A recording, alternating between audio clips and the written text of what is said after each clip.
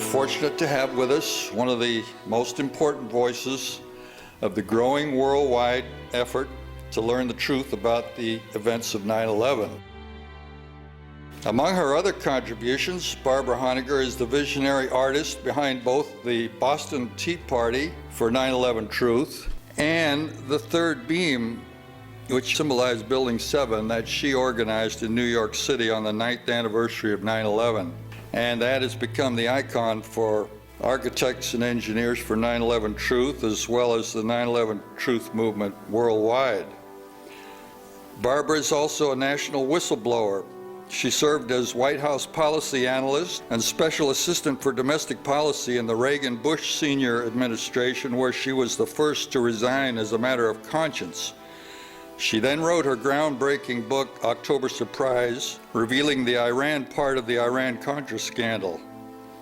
Her book led to a full-scale subpoena-powered investigation, as well as a cover story in Newsweek magazine. Barbara then worked from 2000 to 2011 as senior military affairs journalist at the Naval Postgraduate School, the premier science, technology, and national affairs graduate research university of the Department of Defense. In this position, she had access to the highest level civilian and military officials of the Bush-Cheney administration, helping her to get the real story of the 9/11 Pentagon attack. She published her findings in the Pentagon Attack Papers, which was republished in Jim Marrs' best-selling book on 9/11 called The Terror Conspiracy. Professor David Ray Griffin has said of her findings that they would change the discussion of what happened on 9/11. Ms. Honegger has also done pioneering investigative work on the war games exercises taking place on 9/11, as well as the anthrax attacks. She's one of the founding members of Patriots Question 9/11 and a charter member of Political Leaders for 9/11 Truth. Currently, she's completing a book on the Pentagon attack. Please welcome Barbara Honegger.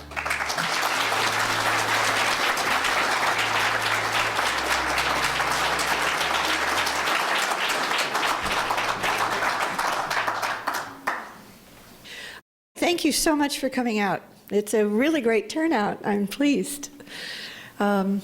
It's wonderful to be in Seattle. I've never been in Seattle before. I actually saw Mount Rainier with hardly a cloud on it yesterday. And I was told that I would never be able to see Mount Rainier without a cloud, so I considered that a good sign for tonight. The title of my talk is Behind the Smoke Curtain, which I believe will also be the title of my book, which I hope will be out this coming March, in a couple of months. And I'm going to self-publish it, and it will be available on Amazon.com. The alternative title for my talk is, or Everything You Think You Probably Know About the Pentagon Attack Is Wrong.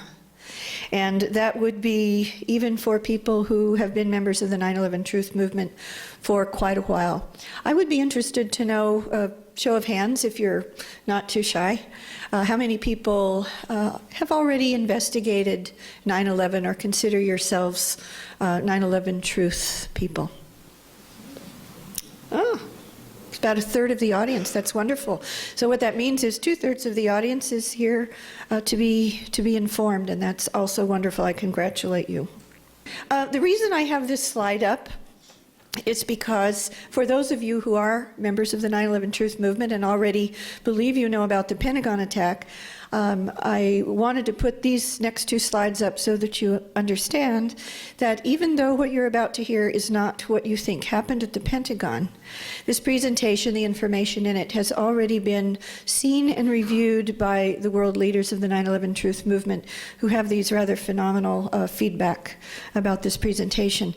So the bottom line is it's safe to open your mind about what you're about to hear.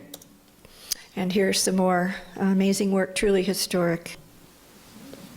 So, what happened at the Pentagon and didn't, and why it matters so terribly much for our future. 1 year before 9/11, on September 11th, the year 2000, the neocon organization that called themselves Project for a New American Century, or you may have heard the acronym PNAC or PNAC, actually called in one of their publications for a new Pearl Harbor. This famous quote is from the Project for New American Century manifesto from page 51. Quote, "The process of transformation, even if it brings revolutionary change, is likely to be a long one, absent some catastrophic and catalyzing event like a new Pearl Harbor," unquote. As the Project for New American Century manifesto was being published, this offer was made to producer Aaron Russo a full year before 9/11. In September of 2000, Nicholas Rockefeller, of the Rockefeller family who built the Twin Towers, told Russo, quote, "There's going to be an event, and out of that event, we're going to invade Afghanistan. So we can run pipelines through the Caspian Sea, so we can go into Iraq, so we can take the oil, so we can establish bases in the Middle East to make the Middle East part of the New World Order." And then he says, "In my relationships with some of these people, the Rockefellers, the Council on Foreign Relations, etc., in my relationships with some of these people, I can tell you that is as evil as it gets." That's Aaron Russo. If he joined them, Russo was told, he would, quote, "be spared the police state measures, the domestic surveillance state measures, that would be imposed on the rest of the American public," that means you, "after, quote, the event," unquote, happened. This is a year before 9/11. And you can see this statement by Aaron Russo on a video on the net.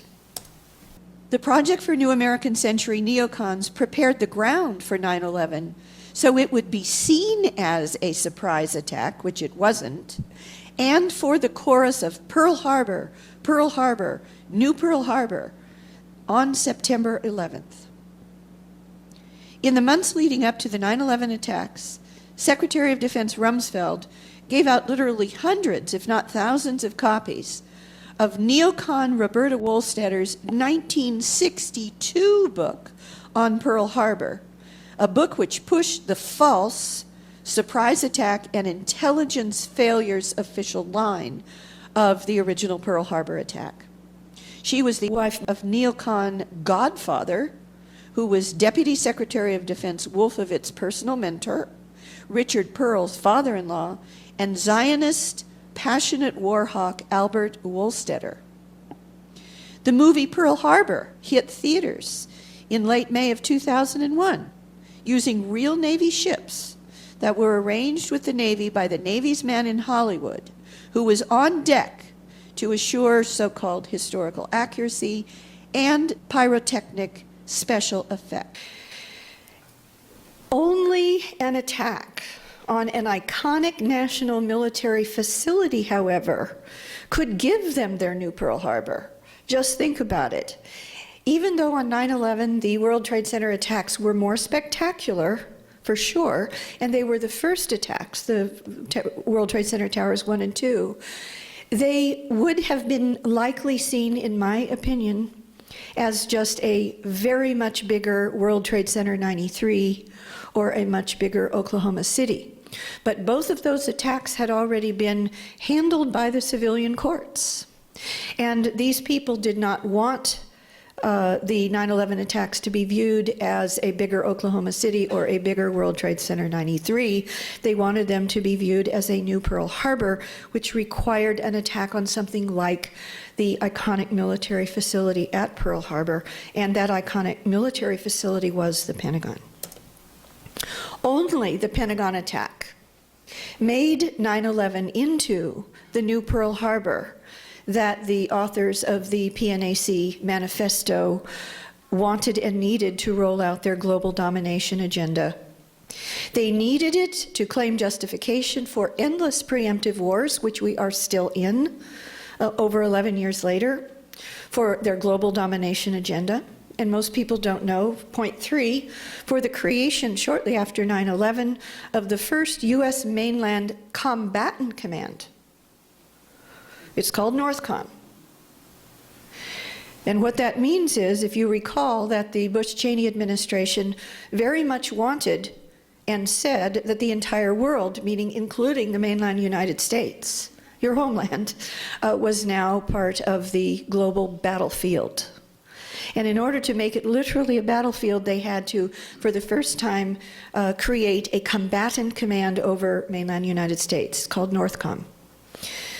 It also enabled the new Pearl Harbor attack on the Pentagon, in addition, of course, to the other attacks of 9/11, but it was the key one, is what I'm arguing, enabled the Bush-Cheney administration to bypass on 9/11 and before 9/11, there was joint authority over NORAD's response, over the jets that were so late in responding to all of the attacks on 9/11, took an hour and 15 minutes, which was absurd.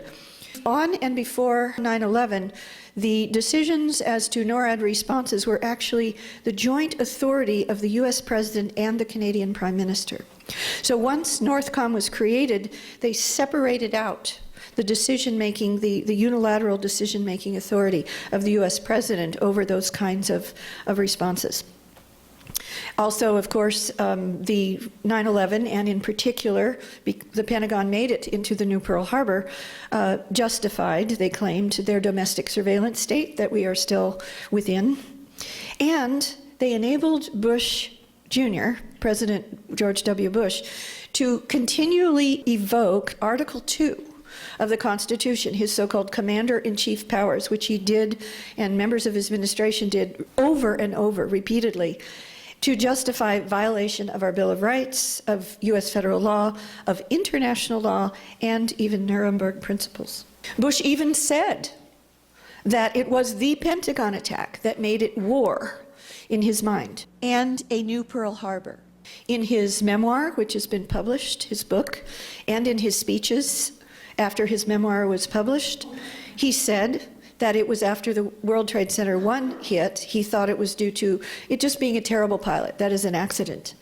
He said, in print, that when he was told of the second hit, presumably we are told when Andrew Card whispered in his ear, "America's under attack," even then he didn't think we were at war, not per se. He said in his memoirs and his speeches after his memoirs were published that it was with the Pentagon attack that he knew we were at war. And you had to be able to sell to the American public in the world that we were at war in order to justify all these horrendous actions in the name of the 9/11 line. Bush wrote in his diary on September 11th, quote, "The Pearl Harbor of the 21st century took place today," unquote. Because the Pentagon attack had, therefore, to succeed, to affect us being at war, to affect the new Pearl Harbor, and to get their global domination agenda and surveillance state. They couldn't rely upon mere hijackers, no matter who they were, even if there were any. They had to control the operation. And in order to control it, they had to execute it, and only pre-placed explosives, both at the World Trade Center, as David Ray Griffin and Richard Gage and Niels Harrit and Professor Stephen Jones and many others have proven, is the real story at the World Trade Center, both World Trade Centers Towers 1 and 2, with plane approaches and impacts as the mere cover cause, so that it was apparent that the buildings it would be apparent that the buildings came down to the uninitiated because of the planes' impacts and the fires. The same, as you will see from this presentation, is true at the Pentagon. That the real story at the Pentagon is pre-placed inside the building explosives with a plane approach and destruction as the cover cause. To get their new Pearl Harbor, the Project for New American Century neocon signatories, in order to be certain that they had it, they had to steal the 2000 election. And they did that in Florida, where Bush's brother was governor, Jeb Bush. A Project for New American Century signatory. Bush v. Gore was argued by none other than Ted Olson, whose wife Barbara's, we now know, non-existent alleged cell phone calls from the alleged Pentagon plane Flight 77 were the source, the most important source for the claim that the alleged Pentagon plane hijacker story, that there were hijackers on that plane. And without that story, there is zero evidence that Flight 77 even returned east, even if it was Flight 77, as you'll see, that left Dulles Airport to begin with. And the entire official story of the Pentagon attack falls apart. And in case you question that the cell phone calls of Barbara Olson from Flight 77 have been deemed non-existent, that is now the official position of the FBI in the Moussaoui trial, of the Pentagon, and of American Airlines. It's per David Ray Griffin. Bush planned on being a, quote, war president, unquote, before he even ran for the office of president. He said so. With Bush's election, the Project for New American Century signatories then became the U.S. government. You will see that in the next slide, which I will not be able to read because it goes on in fine print forever, of all the PNAC signatories and participants. There were two levels, signatories and participants, who actually became the United States government. Once in power, however, only the Pentagon attack guaranteed Bush and the Project for New American Century signatory and participants, Bush becoming a war president, and they're getting their new Pearl Harbor to roll out their global domination and domestic surveillance state agenda. Now, these are just, if you could read this, and this will be in my book, all of this, but following the theft of the 2000 election, and by the way, Bush v. Gore was decided by the Supreme Court completely unconstitutionally, because the Constitution makes explicitly clear that in the case of a contested presidential election, that the House of Representatives makes the decision, not the Supreme Court.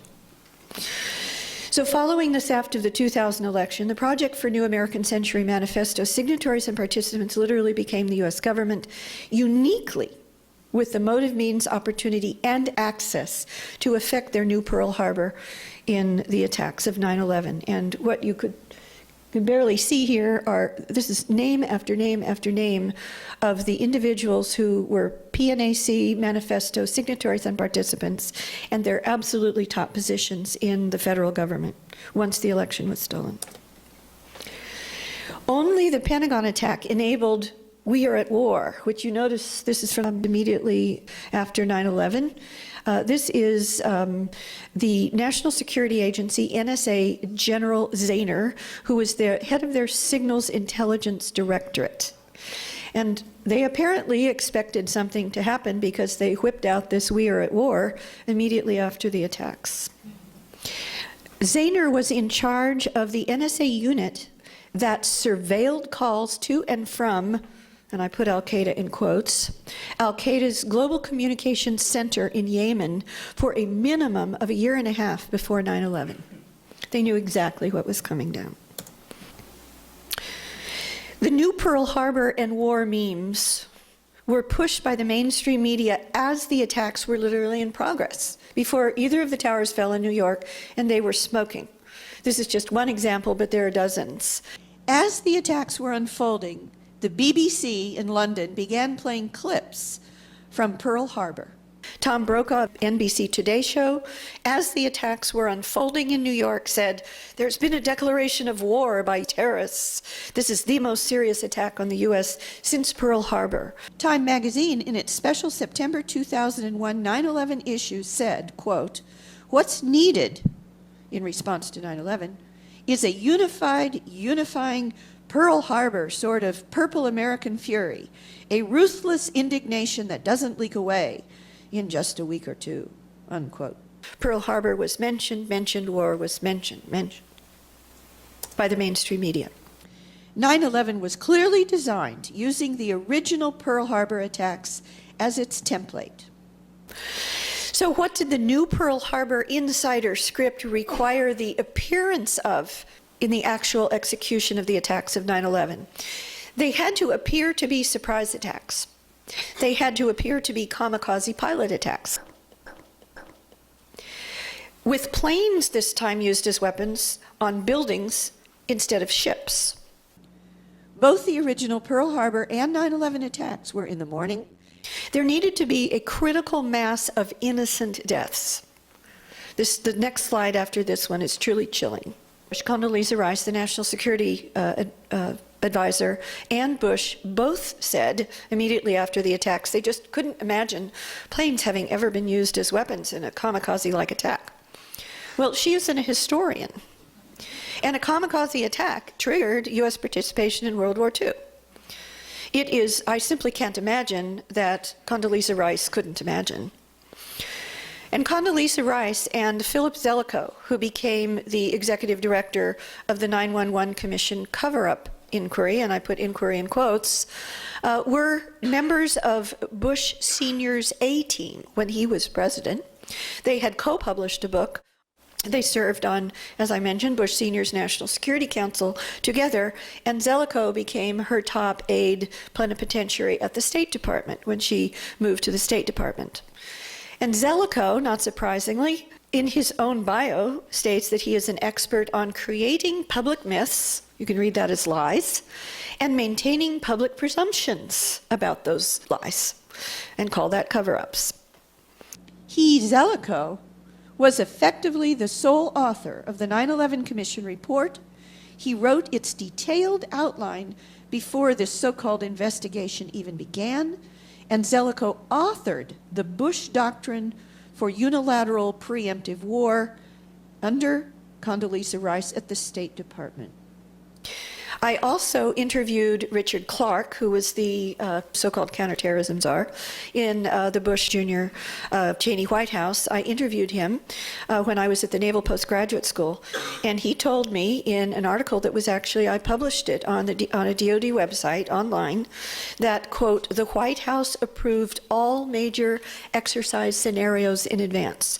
Now, the White House can only mean the National Security Council. And our Vice President Cheney. And the National Security Council was headed by Condoleezza Rice, and the counterterrorism czar was Mr. Clark himself. So what does that mean? I was the original researcher who uncovered the reality of and the importance of as the modus operandi for the planning, execution, and cover-up of the real inside perpetrator attack of 9/11, that at the center of that were military exercises that were taking place on the morning of 9/11 itself that were on hijack scenarios. So what we're saying here is that Richard Clark himself, the White House counterterrorism czar before and on 9/11, told me personally, and I have published it on a DoD website, that he and Condoleezza Rice knew of and pre-approved the hijack scenario exercises taking place before and on 9/11. To succeed, the real inside job 9/11 PSYOP required a critical mass of innocent deaths. Believe it or not, after the World Trade Center attack in 1993 that killed, I believe, 5 people and injured about 1,000, federal agents were heard to say by reporter Stephen Emerson that, quote, there had not been enough deaths this time. After the 1993 World Trade Center attacks, also, most people don't know this, but the World Trade Center towers' roof doors were locked, ordered locked, by official New York City policy. So that on 9/11, it happened, because of that, that the innocent victims above the impact zones were trapped, terrorized, and killed. They had no way to escape. Except to jump. And even the New York Times published that I believe 105 victims had gotten right up to the door, where in 1993 they were able to go onto the roof, but they were blocked. Also, after the impacts and before the towers fell, dozens of military and civilian helicopters, self-dispatched, wonderful people from the military, started flying towards New York City, intending to rescue survivors from the towers, to risk their lives in their helicopters. They were ordered to go to a nearby military base so that they could not respond. On 9/11, 2 World Trade Center tower attacks, 15 minutes apart, of course, ensured the maximum PSYOP, ensured this maximum live audience for the second World Trade Center hit and the towers collapse. After the 9/11 attacks, Paul Wolfowitz, who was a top signatory and participant in the Project for New American Century manifesto, published exactly a year before 9/11, and was Deputy Secretary of Defense on 9/11, immediately under Donald Rumsfeld at the Pentagon, he actually had this to say about the critical mass of deaths in the 9/11 attacks. This is after 9/11 now. He predicted, before the final numbers were in, that the 9/11 attacks would soon be found to have resulted in a, quote, greater number of American deaths than any single day in U.S. history since the Civil War, more than any single day in World War I and World War II. And that Americans would now be willing to sacrifice their lives in great numbers for the cause of defeating terrorism, the so-called global war on terrorism. And quoted Winston Churchill, quote, America is like a great boiler. Once it gets fired up, the energy it generates is enormous. This was then echoed by Newsweek magazine immediately after, quote, more people were killed by the alleged suicide hijackers last week than the number of American soldiers killed in the entire American Revolution, or at Antietam, the bloodiest one-day battle of the Civil War, or at Pearl Harbor, or on D-Day. And locking the roof doors ensured that. Zbigniew Brzezinski stated the number killed on 9/11 for added effect. Quote, it, meaning 9/11, is more murderous even than Pearl Harbor, and the psychological impact is the same, unquote. But none of any of this would have succeeded without the Pentagon attack.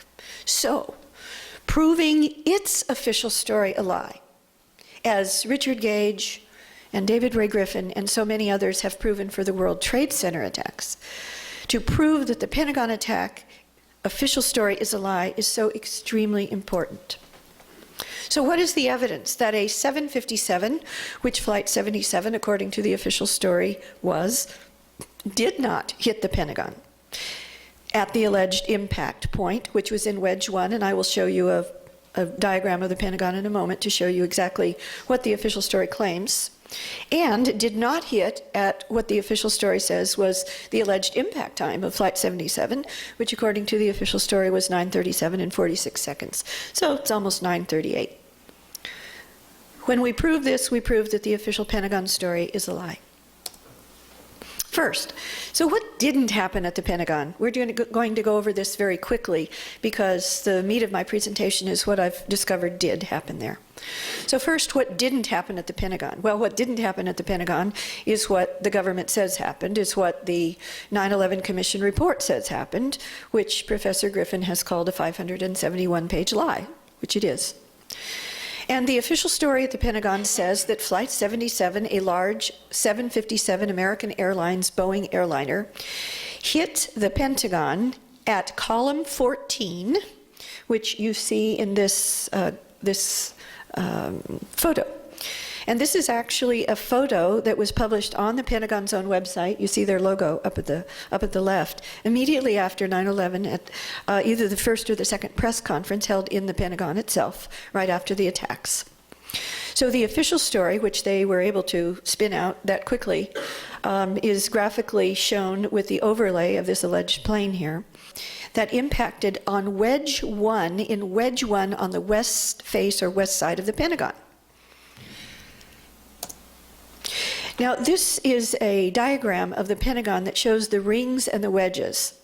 Now, at the bottom of the graphic, it's a little bit cut off, but there's looks like a fireball, a little graphic of a fireball. That's the alleged impact point. And if you notice, it is to the right or south of the midline. The Wedge 1 that had been upgraded to withstand a terrorist attack, to withstand either a truck bomb or a bomb at the wall or a high-force lateral impact of a plane, specifically upgraded to withstand the kind of terrorist attack that the official story says happened at the Pentagon on 9/11, is only in Wedge 1. And Wedge 1, most people think Wedge 1 is the whole west side. That is not correct. Wedge 1 goes from that center line at the bottom of the graphic, around that right-hand corner at the bottom, and up to the center line of the next side to the right. So from going back to the bottom of the graphic, from the center line to the left, it's Wedge 2. So Wedge 2 was going to start the upgrading process the day after 9/11, or at most 2 days after 9/11. In fact, the day after 9/11, the Pentagon had pre-announced that they were going to declare that the upgrade to withstand a terrorist attack, a plane impact or a bomb on the outside of Wedge 1, which includes the official story alleged impact point of Flight 77, was complete, and that they were then going to start upgrading Wedge 2. Most people don't know this, but the Pentagon both had and has its own heliport. And the reason is that the President and the Secretary of Defense and VIPs like to helicopter in and out of the Pentagon. They don't like to go into Reagan Airport or one of the civilian airports and then drive to the Pentagon. They like to go straight to the Pentagon. So the Pentagon has its own heliport. And that heliport on 9/11, or this is actually a photograph, aerial photograph before 9/11, is this square structure out on the lawn, and that's the west face. Now, if you notice, to the left, which is to the north of the heliport, there's that little structure with a smaller structure on top of it, and that's the heliport firehouse with the heliport air traffic controller where he sat on top of the roof in that smaller structure on top of the roof of the firehouse. And that structure is going to become, and the heliport itself is going to become extremely important when we see what did happen at the Pentagon versus what the official story claims happened at the Pentagon. The official story actually states that a plane came in at an approximate 45-degree angle, and that its wing hit here, and that it went in basically here into the building, versus, as you'll see, because from window to window is 10 feet, according to the Pentagon Building Performance Report. So it's approximately, count the windows, at least 100 feet between the official story says the plane allegedly impacted and where, as we're going to see, there actually was a plane that was destroyed at the Pentagon, which was considerably to the left or the north of where the official story claims it happened. So this is a graphic of a Boeing 757 alleged impact per the official story. And you can see how absurd it is. Wingtip to wingtip, 124 feet. And as I mentioned, the window center to window center on the Pentagon is 10 feet. So it's easy to know the distance when you look at these images by just counting the number of windows and multiplying by 10 feet. This is a properly scaled and positioned Boeing 757, actually positioned in, of course, it's an overlay, but it's positioned the way the official story claims that Flight 77 came in, which shows the complete and total absurdity of it. As you'll see, would be impossible for the official story to be true because the Pentagon Building Performance Report states that 90 to 95% of the internal damage, which was alleged by the official story to be from the plane somehow getting through the wall, and we will address that in a moment, that couldn't have happened either. But if it got through the wall and it went in and created what they called the internal penetration path of damage, that damage was 90 to 95% on the ground floor. Well, the ground floor is 12 feet high. And they said that 5 to 10% max was on the second floor. Well, it's impossible. And this is why it's impossible. First off, a 757's massive 6-ton steel and titanium alloy engines extend 9 feet beneath its wings.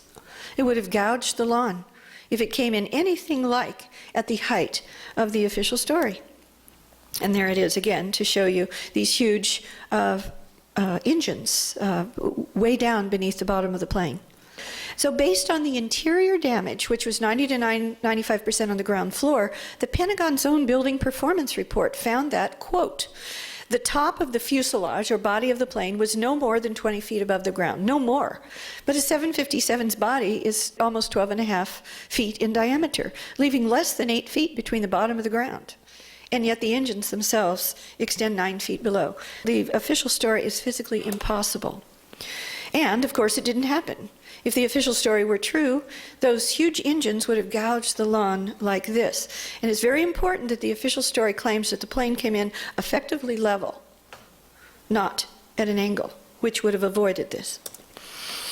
Instead, the lawn outside the official story alleged impact point, and this is a very famous photograph that almost everyone in the 9/11 truth movement has wrongly used as evidence that no plane was destroyed at the Pentagon. This is outside the official story alleged impact point to the right or south of that midline of the west wall. And there is no gouge on the lawn, and it's pristine, and there's no airplane debris.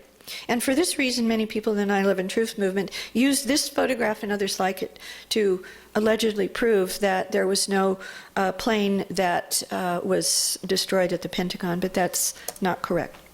However, as you'll now see, there is wreckage, and a huge amount of it, just further to the left or north at and around the heliport, which you've now seen, outside the wall's center point, and to the north or left of that, outside of Wedge 2, which wasn't yet upgraded. So this is just to remind you again that you're going to see the damage that I'm about to show you the photographs of is just to the right of that little the firehouse building with the heliport air traffic controls lookout above it. And that's what you're about to see. That's just one example. The lawn off Wedge 2 is anything but pristine. The Pentagon firehouse in this photograph, you can see the top of the firehouse just beyond that fire engine, and that's that firehouse that you saw in the previous photograph. 2 heliport firefighters who were on duty in that little firehouse that morning of 9/11, because, most people don't know this, President Bush, before the attacks, was pre-scheduled to arrive by helicopter at the Pentagon heliport around noon, between noon and 12:30. So they were getting ready for that, and he had, just before what I'm about to show you happened, the firefighter Ellen Wallace had backed that fire truck out of the firehouse and parked it with its back to the wall, perpendicular to the wall. All of this is to the left or the north of the line demarcating Wedge 1 to Wedge 2. So considerably north, between 120 and 150 feet north of where the official story says Flight 77, as you will see, didn't even come close to the building for another 5 minutes and 16 seconds, as we'll see. And we're getting into the proof of the timing. On the left in this photograph is the clock from that heliport firehouse. It was stopped by some violent event at 9:32 and 30 seconds. And guess what? That clock has been preserved, stopped at that very time in the Smithsonian Institution's official 9/11 exhibit, which you see here. The clock is on the flat table. It's the third object from the left, just to the left of Ted Olson's phone, in which he allegedly received calls from his wife Barbara from the Pentagon plane, which the Pentagon, the FBI, and American Airlines all say that it's a lie that that phone was ever used to talk to his wife. So the burning question before us, and this was the question I asked myself over this past year: what violent event, because it had to be a violent event of some kind, at or near the heliport, where heliport firefighter Ellen Wallace had just backed one of the heliport fire trucks out in preparation for President Bush's expected arrival. What was it that stopped the heliport firehouse clock at 9:32 and 30 seconds? Especially when the official story claims that Flight 77 was miles and miles still outside of Washington, D.C., and wouldn't even approach the building for 5 minutes and 16 more seconds at almost 9:38, technically at 9:37 and 46 seconds. What stopped the heliport clock? Multiple witnesses state that at 9:32 and 30 seconds, now they don't give the time, you infer that from the combination of the converging evidence of the witnesses' testimony that I'm giving you now and the stop clock at the heliport. Multiple witnesses, including those 2 firefighters from the heliport firehouse itself, state that a white low-flying plane, and if it's a white plane, it cannot be any American airline, civilian airliner, which are polished aluminum, so they're silvery. They're definitely not seen as white. But all these witnesses were very clear that it was a white low-flying plane approached the Pentagon on a south path. In other words, south of that center line, to the right of that center line, coming in at a diagonal, south of Navy Annex path, and hit, dragged, or scraped. As you'll see, they used those different words, but for the same event. Hit, dragged, scraped its left wing at or near the helipad, just before bursting into an immense fireball. And as I mentioned, as American Airlines bodies are polished silvery aluminum, this plane simply could not have been Flight 77, an American Airlines polished aluminum body. Witness Jim Sutherland saw a white twin-engine plane with multicolored horizontal stripes flying an estimated 50 feet, he believed, above I-395 in an almost straight line approach towards the building on a south path.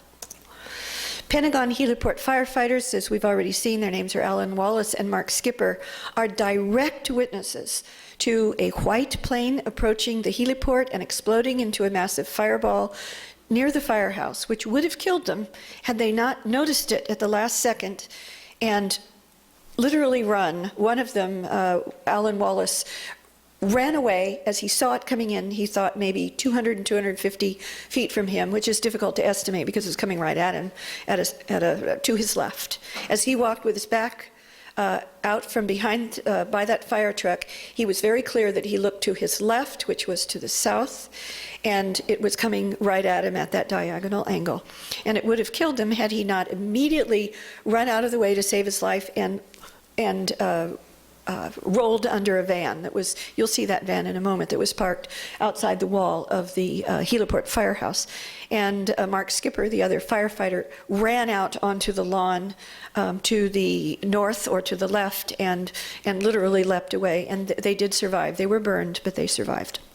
I believe, though this is an inference, he did state explicitly that he believed, Alan Wallace, that the plane, which was coming in at an angle, so he saw the right side of the plane on his left, that there was two stripes down the side. He thought they were orange and blue, but they were almost certainly orange-red or red and blue in order to simulate an American airliner. To avoid being hit by this white plane, heliport firefighter Alan Wallace ran toward the outer wall of the heliport and leapt for cover under a van. And this is his published testimony. After coming out, immediately after, he said, quote, "Everything is on fire. The grass is on fire. The building is on fire. The firehouse is on fire. There was fire everywhere. Areas of the blacktop, meaning the helipad, were on fire. There was debris everywhere. The trees were on fire. The back end of the fire truck that he and Mark Skipper had just parked facing away from the Pentagon wall was also in flames. Inside the firehouse, the ceiling had crumbled, temporarily trapping the third firefighter, Dennis Young, and was filled also with debris." The official Pentagon report, called Pentagon 9/11, actually states that the fireball may have even gone into the still open firehouse door, out of which Wallace had just backed out the fire truck, or moved the fire truck out. Multiple witnesses saw the plane's, this white plane's left wing hit, scrape, or drag on the helipad just before it burst into a fireball. These are just some of the testimonies. Quote, "The left wing of the plane touched the ground by the helicopter pad. The left wing dipped and scraped the helicopter area. The left wing touched the helipad." These are all separate witnesses. "The plane dragged its left wing along the ground. It looked like it hit the helicopter pad, then skipped up. The plane caught an edge of its left wing on the ground. There is a helicopter pad right in front of the side of the Pentagon. The left wing touched there." After the fireball, there was suddenly what one witness called literally millions of small pieces of debris, which I think that the evidence shows is this wreckage of this plane, pieces at and around the Pentagon heliport. Now, this is anything but a pristine lawn. This is also well to the north, between 120 and 150 feet north or to the left of the alleged impact point of Flight 77, further south. The debris, according to witnesses, also rained onto I-27, which is to the right, perpendicular to the wall, out, with some even, according to witnesses, falling on the north side of the Pentagon and on the Fort Myer walking trail. This is completely different from the official account.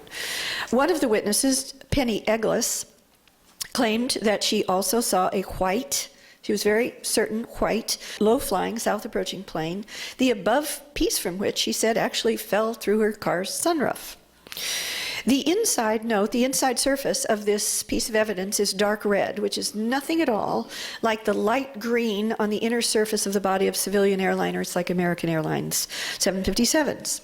It looks like a kind of graphite material, which may actually be similar or identical to the material used to stealth military planes. Former NSA, National Security Agency, and military electronics expert Dennis Semino has told me that he believes this piece is from the wing or stabilizer of a fiberglass drone that was shaped and painted to simulate an American Airlines plane, and that the fiberglass would shatter upon impact into these many pieces that you actually see.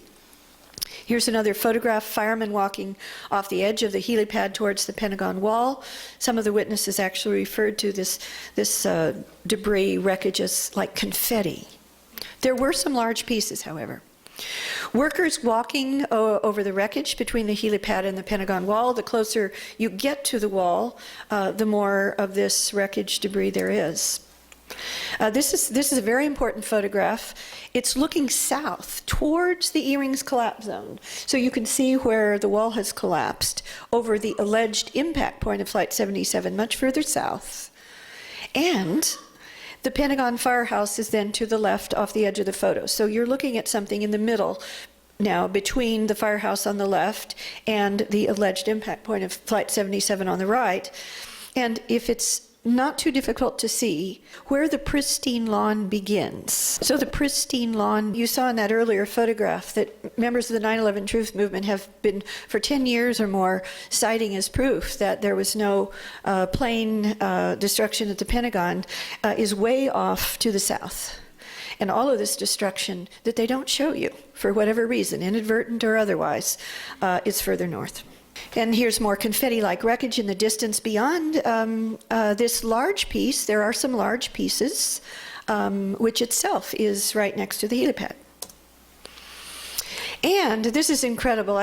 When I discovered this past year, it was quite a shock.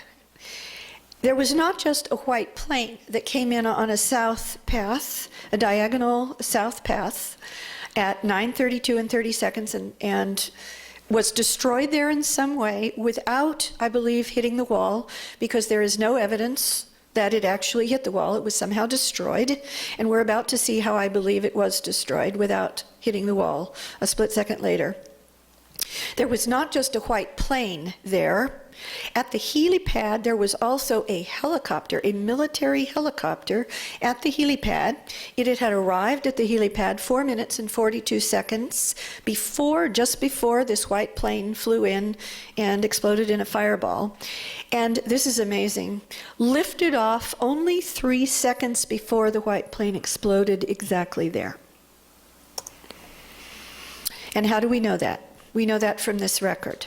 This is the record from the Reagan National Airport for the MC, and that, I believe, stands for a Marine Corps MC helicopter at the Pentagon heliport, showing its arrival. And because this was by radar from Reagan Airport, the arrival meant it had descended below the radar floor, which was about 100 feet, and that was at 9:27 and 51 seconds, and it then returned above 100 feet to radar visibility at 9:32 and 33 seconds. And we saw that the Pentagon clock, the Pentagon heliport clock, firehouse clock, was stopped only 3 seconds before that, at 9:32 and 30 seconds.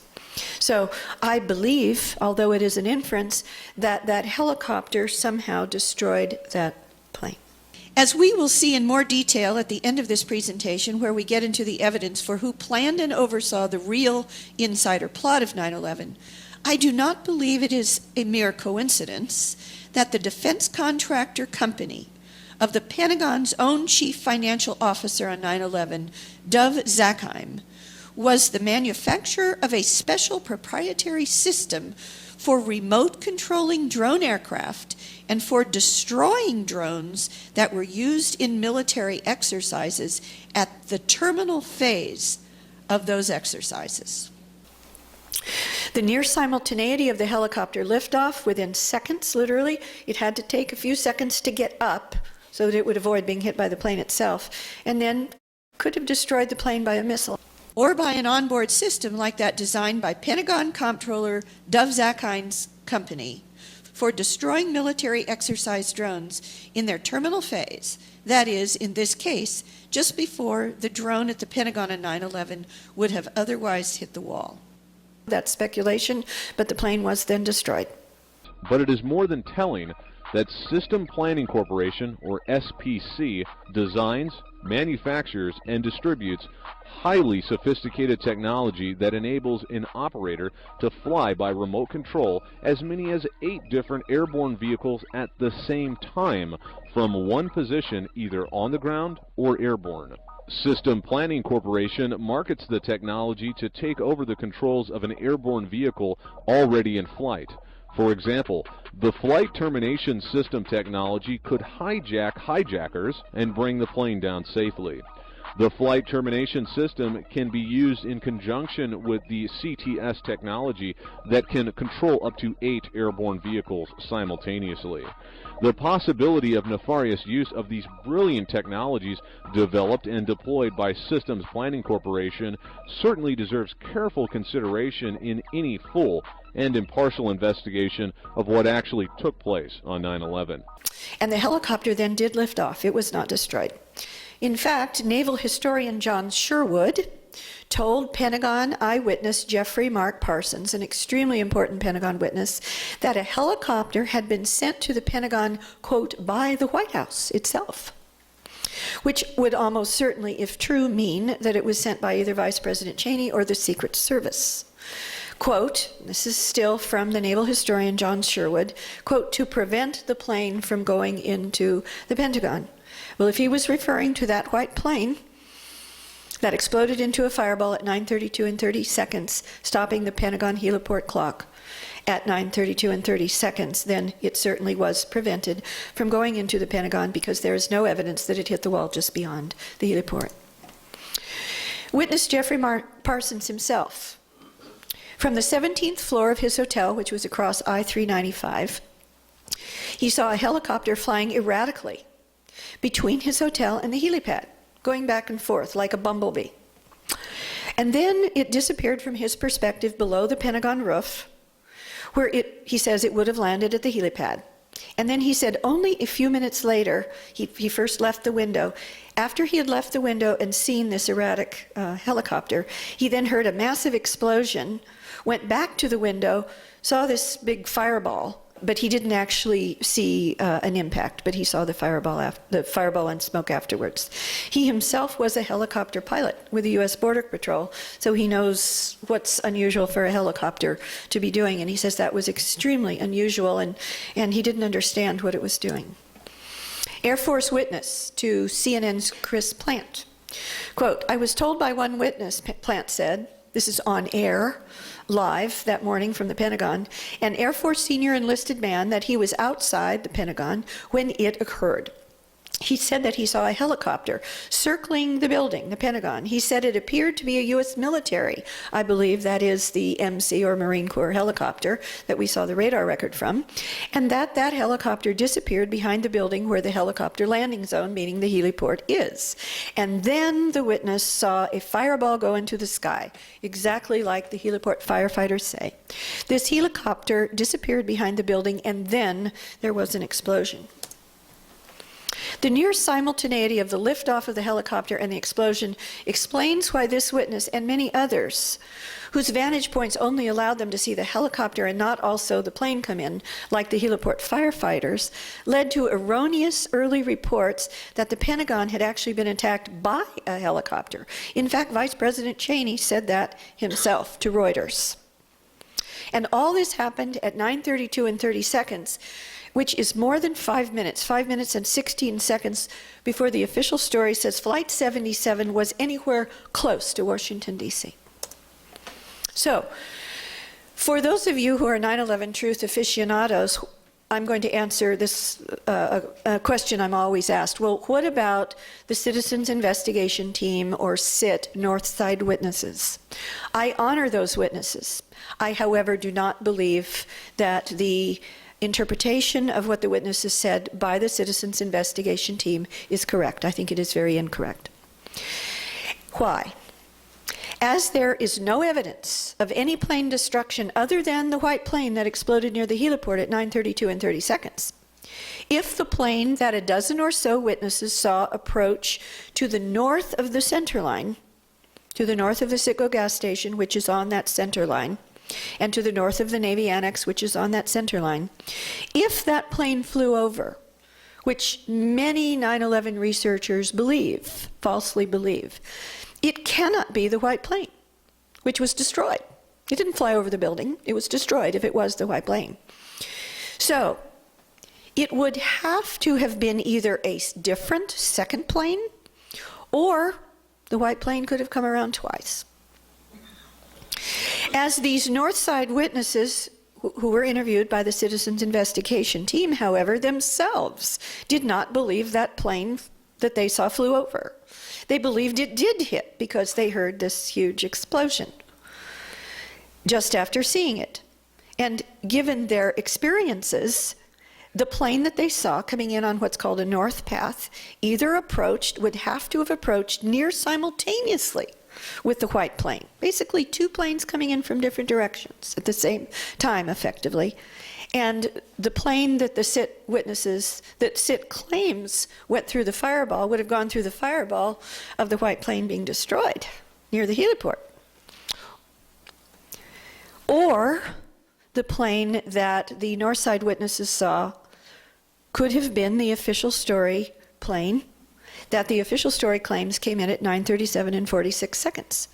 In which case, though, if for the SIT interpretation to be true, there would have to have been a second explosion, which was in fact reported by many witnesses at the Pentagon, as it flew through, however, a pre-existing smoke cloud. We just heard another loud explosion down at the Pentagon building just seconds ago. That's our Audrey Barnes, who is standing nearby the Pentagon, saying they heard a second explosion. Audrey, did you see anything, since these other attacks have been aerial? Did you see anything flying overhead just before this explosion? We can't see exactly where the source of the explosion was, but you could hear it very clearly with a loud boom.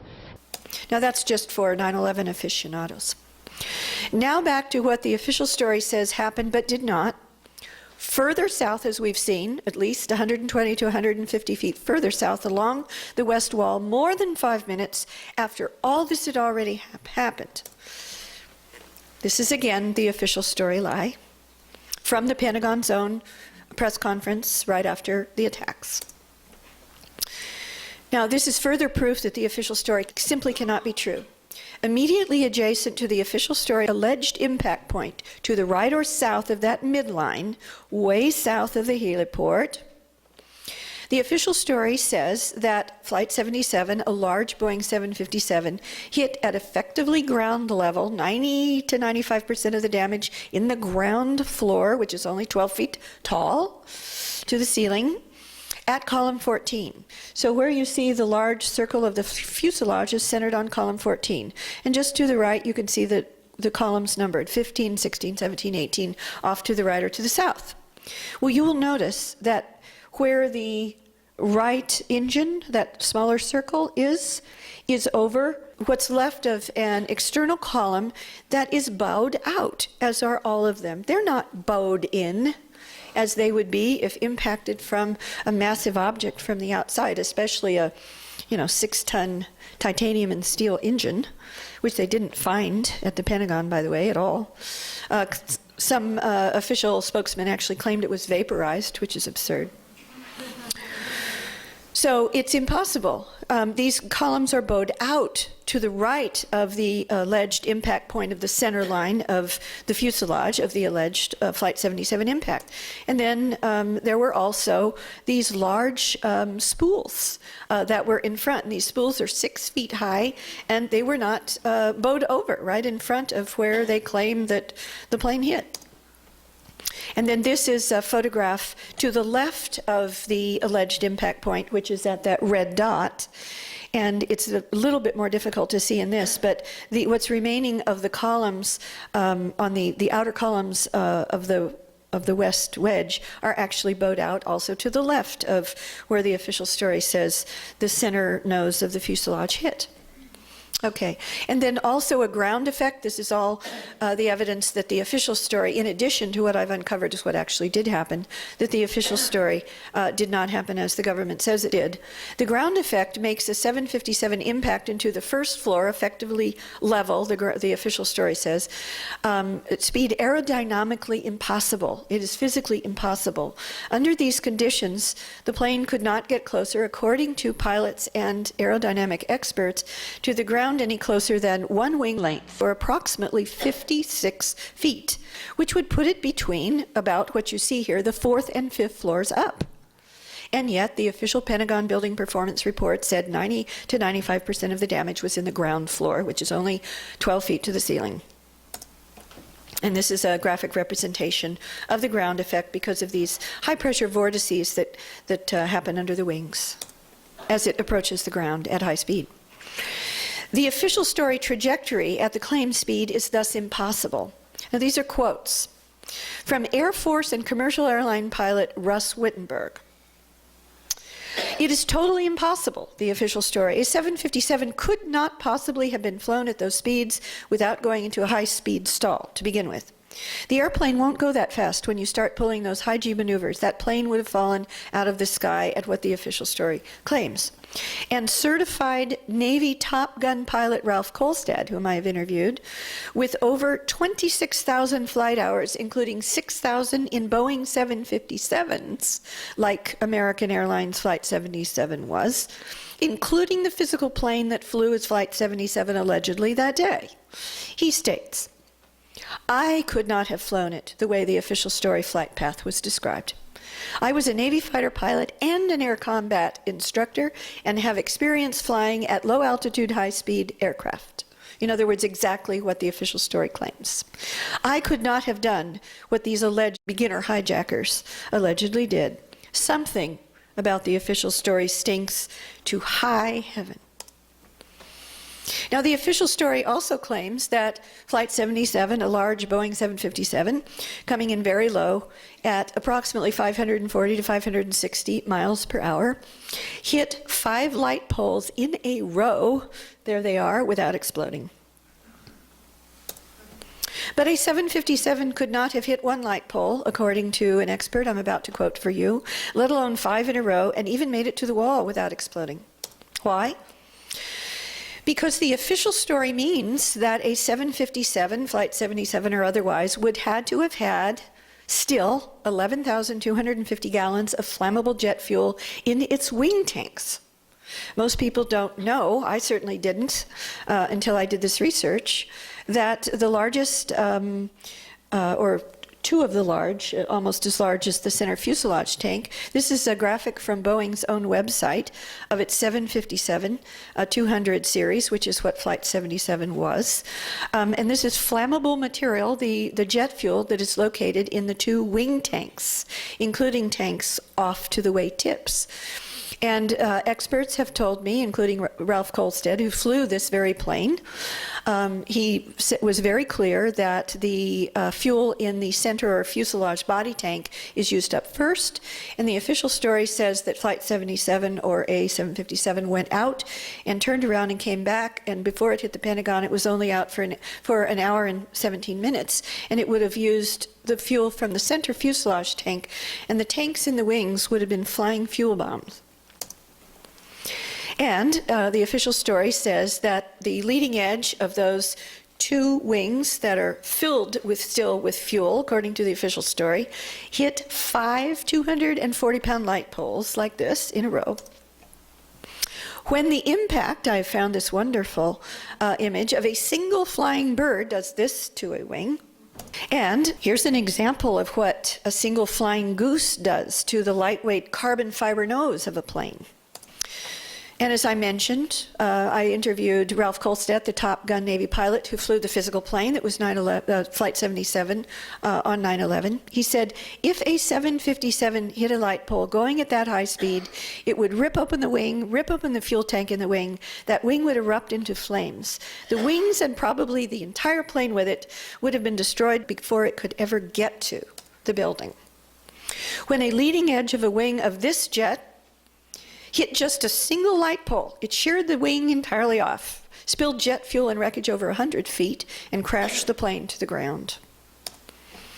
When the same thing happened to a large airliner, now that plane was smaller than a 757, but when the same kind of thing happened to a large airliner like Flight 77, which was in Detroit in 1987, 18 feet sheared off the left wing, which is the one that hit the light pole, when it hit 2 light poles, going at only 222 miles per hour, which was less than half the reported 540 to 560 miles per hour that Flight 77 was allegedly going when it allegedly hit 5 light poles in a row. And no wings or large wing pieces like this were found anywhere at or in the Pentagon. And even if Flight 77 or any large airliner had gotten through the light pole and tall 6-foot-high spools obstacle course, a plane couldn't have penetrated, I do not believe, the evidence shows, the newly hardened outer wall of the Pentagon. Wedge 1's outer wall, which you see a graphic to the right from the Pentagon Building Performance Report, how the wall had been hardened after the Oklahoma City bombings. The Pentagon decided that they wanted to harden all of its outer walls to prevent that kind of an attack on the Pentagon. And Wedge 1's outer wall, which includes where the official story says Flight 77 allegedly hit, had just been newly hardened to withstand terrorist attacks, specifically the kind that the official story says happened on 9/11. Now, this very much parallels, doesn't it, the World Trade Centers? Because we know that the World Trade Center Towers 1 and 2 were specifically designed to withstand the impact of a plane like the official story says hit those buildings on 9/11. Same thing with the Pentagon, in just that wedge. Interesting, isn't it? 2 feet thick after the upgrade, steel and Kevlar mesh.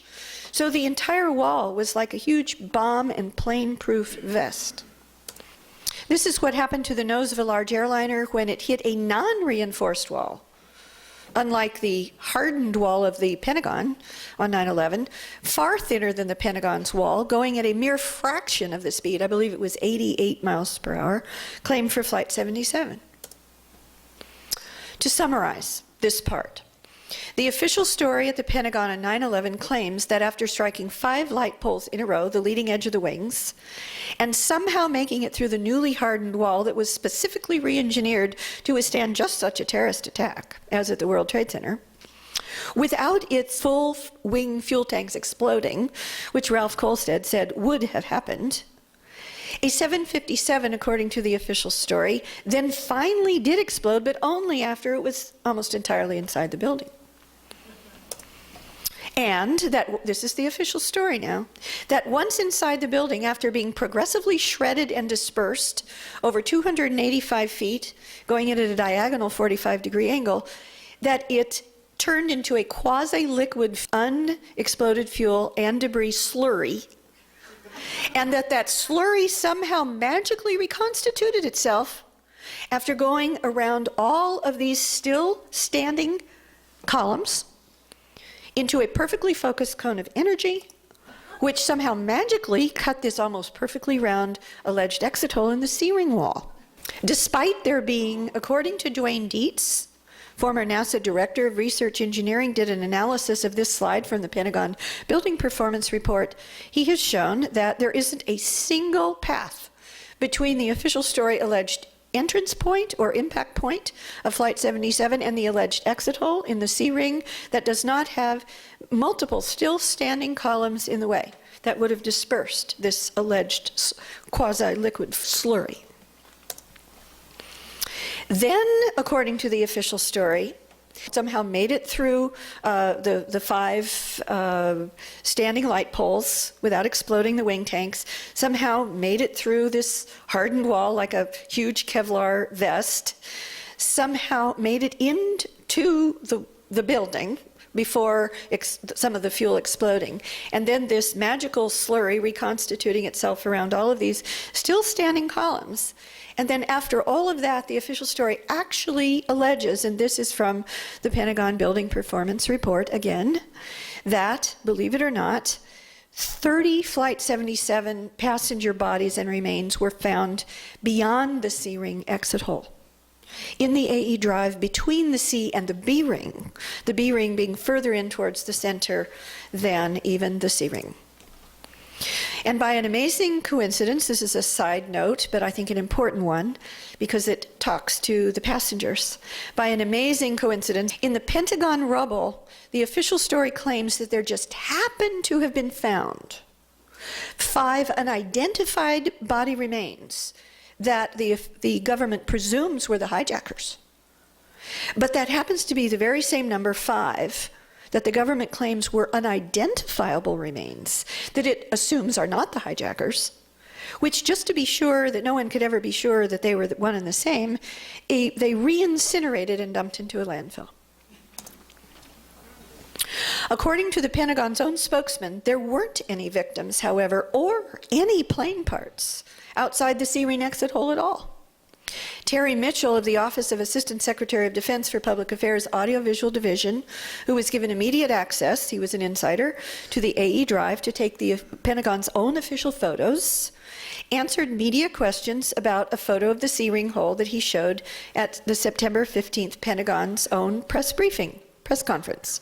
And he stated this for the official record, quote, "There is a hole." Yes, he was asked about this alleged exit hole. He said, yes, there's a hole in the C-ring. They suspect, he doesn't say who they are, they suspect that this was where part of the aircraft came through. Although, personally, he was physically there, he says, I didn't see any evidence of an aircraft down there. This pile outside the hole, he said, is all Pentagon metal. None of that is from aircraft whatsoever. This is Pentagon's own spokesman.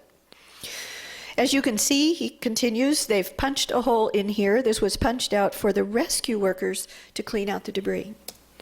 And here you see the hole again, and it's a little bit difficult to see, but to the left of that hole is an upside-down A with a cross across it, and the words punch out. And they were added after the hole was made, by the way. Well, guess what? The inverted A is the International Personal Rescue System symbol for dead victim removed. This hole was made for the exit of Pentagon personnel and the entry of rescue and cleanup teams, just as he said. And it was made according to shape charge explosive expert and mechanical engineer, PhD Michael Meyer. It was made with shape charge explosives, not by a plane or any part of a plane or any magical quasi-liquid slurry of a plane.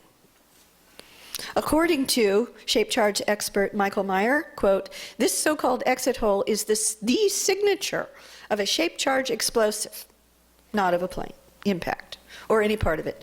It is physically impossible, he said, for the C-ring wall to have failed in a neat, clean circle like that, except by shape charge explosives.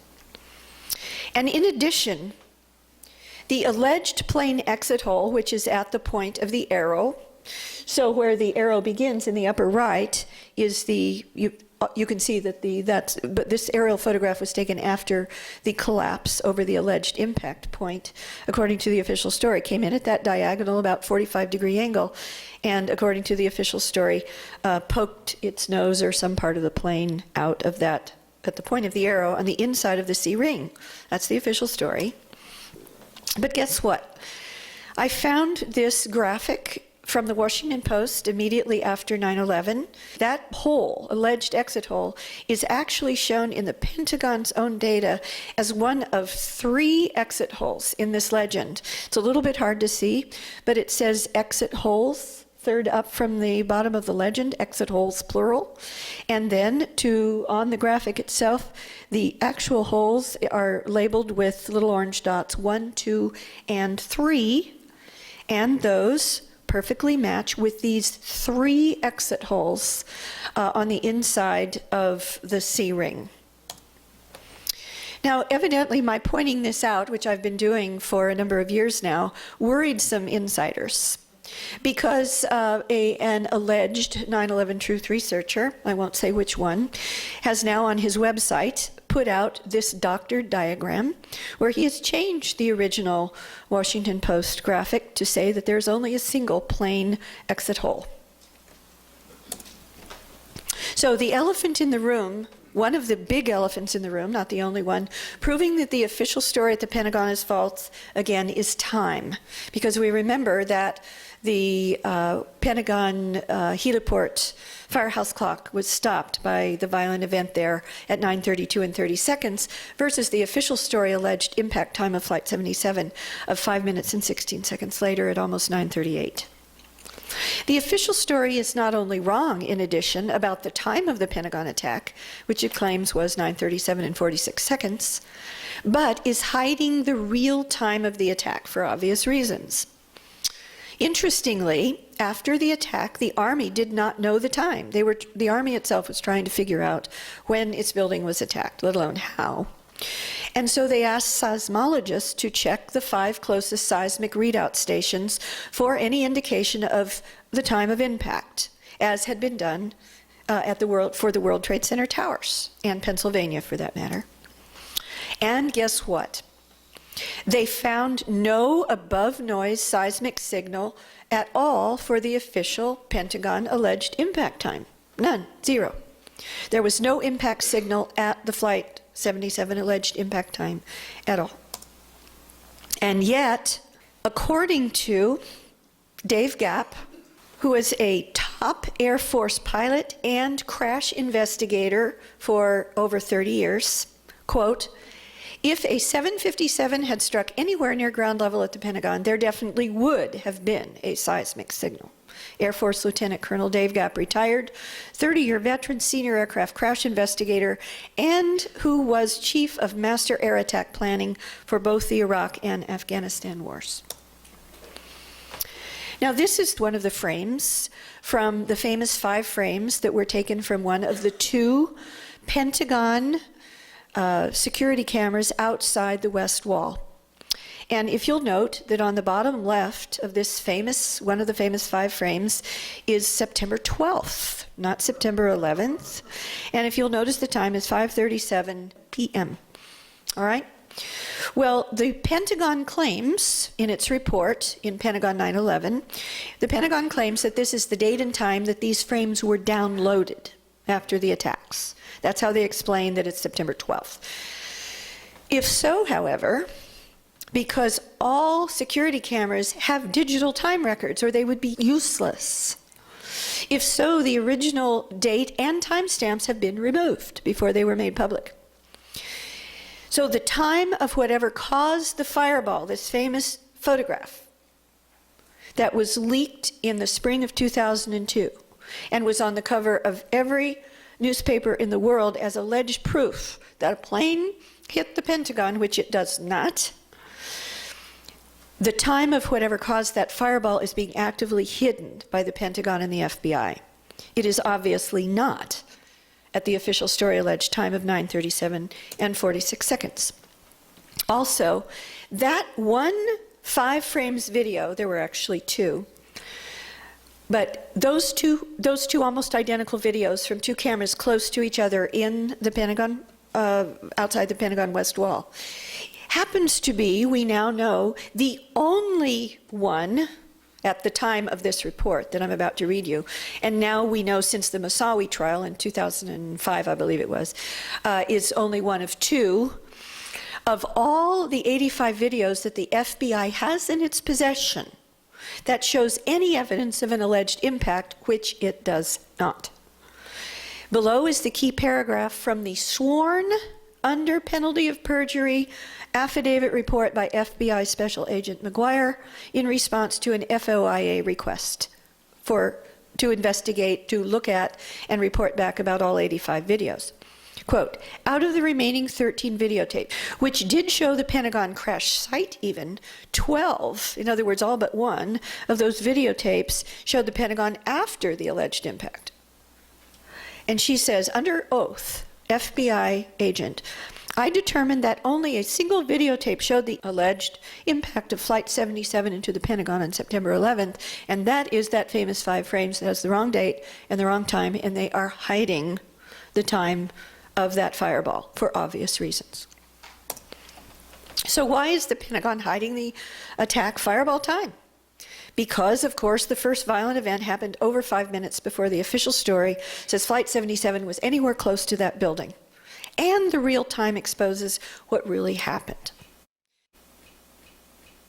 In addition to the early white plane approach and destruction at 9:32 and 30 seconds, as we have already seen, this should give you a hint. The FBI's official 911 investigation codename is Pent Bomb. It's not Pent Plane. And this stands for, officially, Pentagon Twin Towers bombing. The FBI actually lied outright to one of the Jersey girls who had lost their husbands in the World Trade Center towers on 9/11, telling them that, quote, all of its investigation abbreviations end in bomb. This is a lie. The anthrax investigation, for instance, which is of course related to 9/11, does not. It is codenamed by the FBI Amerithrax, not Ameribomb. And as well, code names for investigations known to be about bombings do end in bomb. For example, the Oklahoma City bombing investigation is codenamed Oak Bomb. So it should tell us something that the FBI's code name for the entire 9/11 investigation is Pent Bomb. That it was, the code name of the entire 9/11 investigation was reconfirmed by the FBI's own director, Robert Mueller, in 2011. The Terrorist Hunter, this is the cover image on that issue, which was right after the alleged killing of Osama bin Laden. FBI Director Mueller to Time magazine, May 10th, 2011. Quote, the FBI's Strategic Intelligence Operations Center filled to capacity on September 11th and remained that way through Pent Bomb. The FBI's, this is still part of the director's quote, the FBI's cryptonym for Pentagon, Twin Towers, and bombing.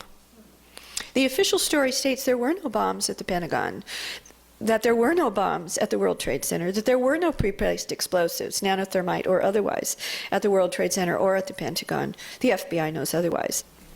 The real story at the Pentagon, just as at the World Trade Center, is pre-placed explosives. But before we get into this compelling evidence for inside explosives, first I want to go back to this very large elephant in the room, the real attack time. The first attack on the Pentagon, and there was more than one, was not at almost 9:38, or even the white plane explosion time of 9:32 and 30 seconds, but according to inside witnesses, just after 9:30. Wedge 2, now remember Wedge 2 was from the center line of the west wall to the left in the north, which was not yet hardened.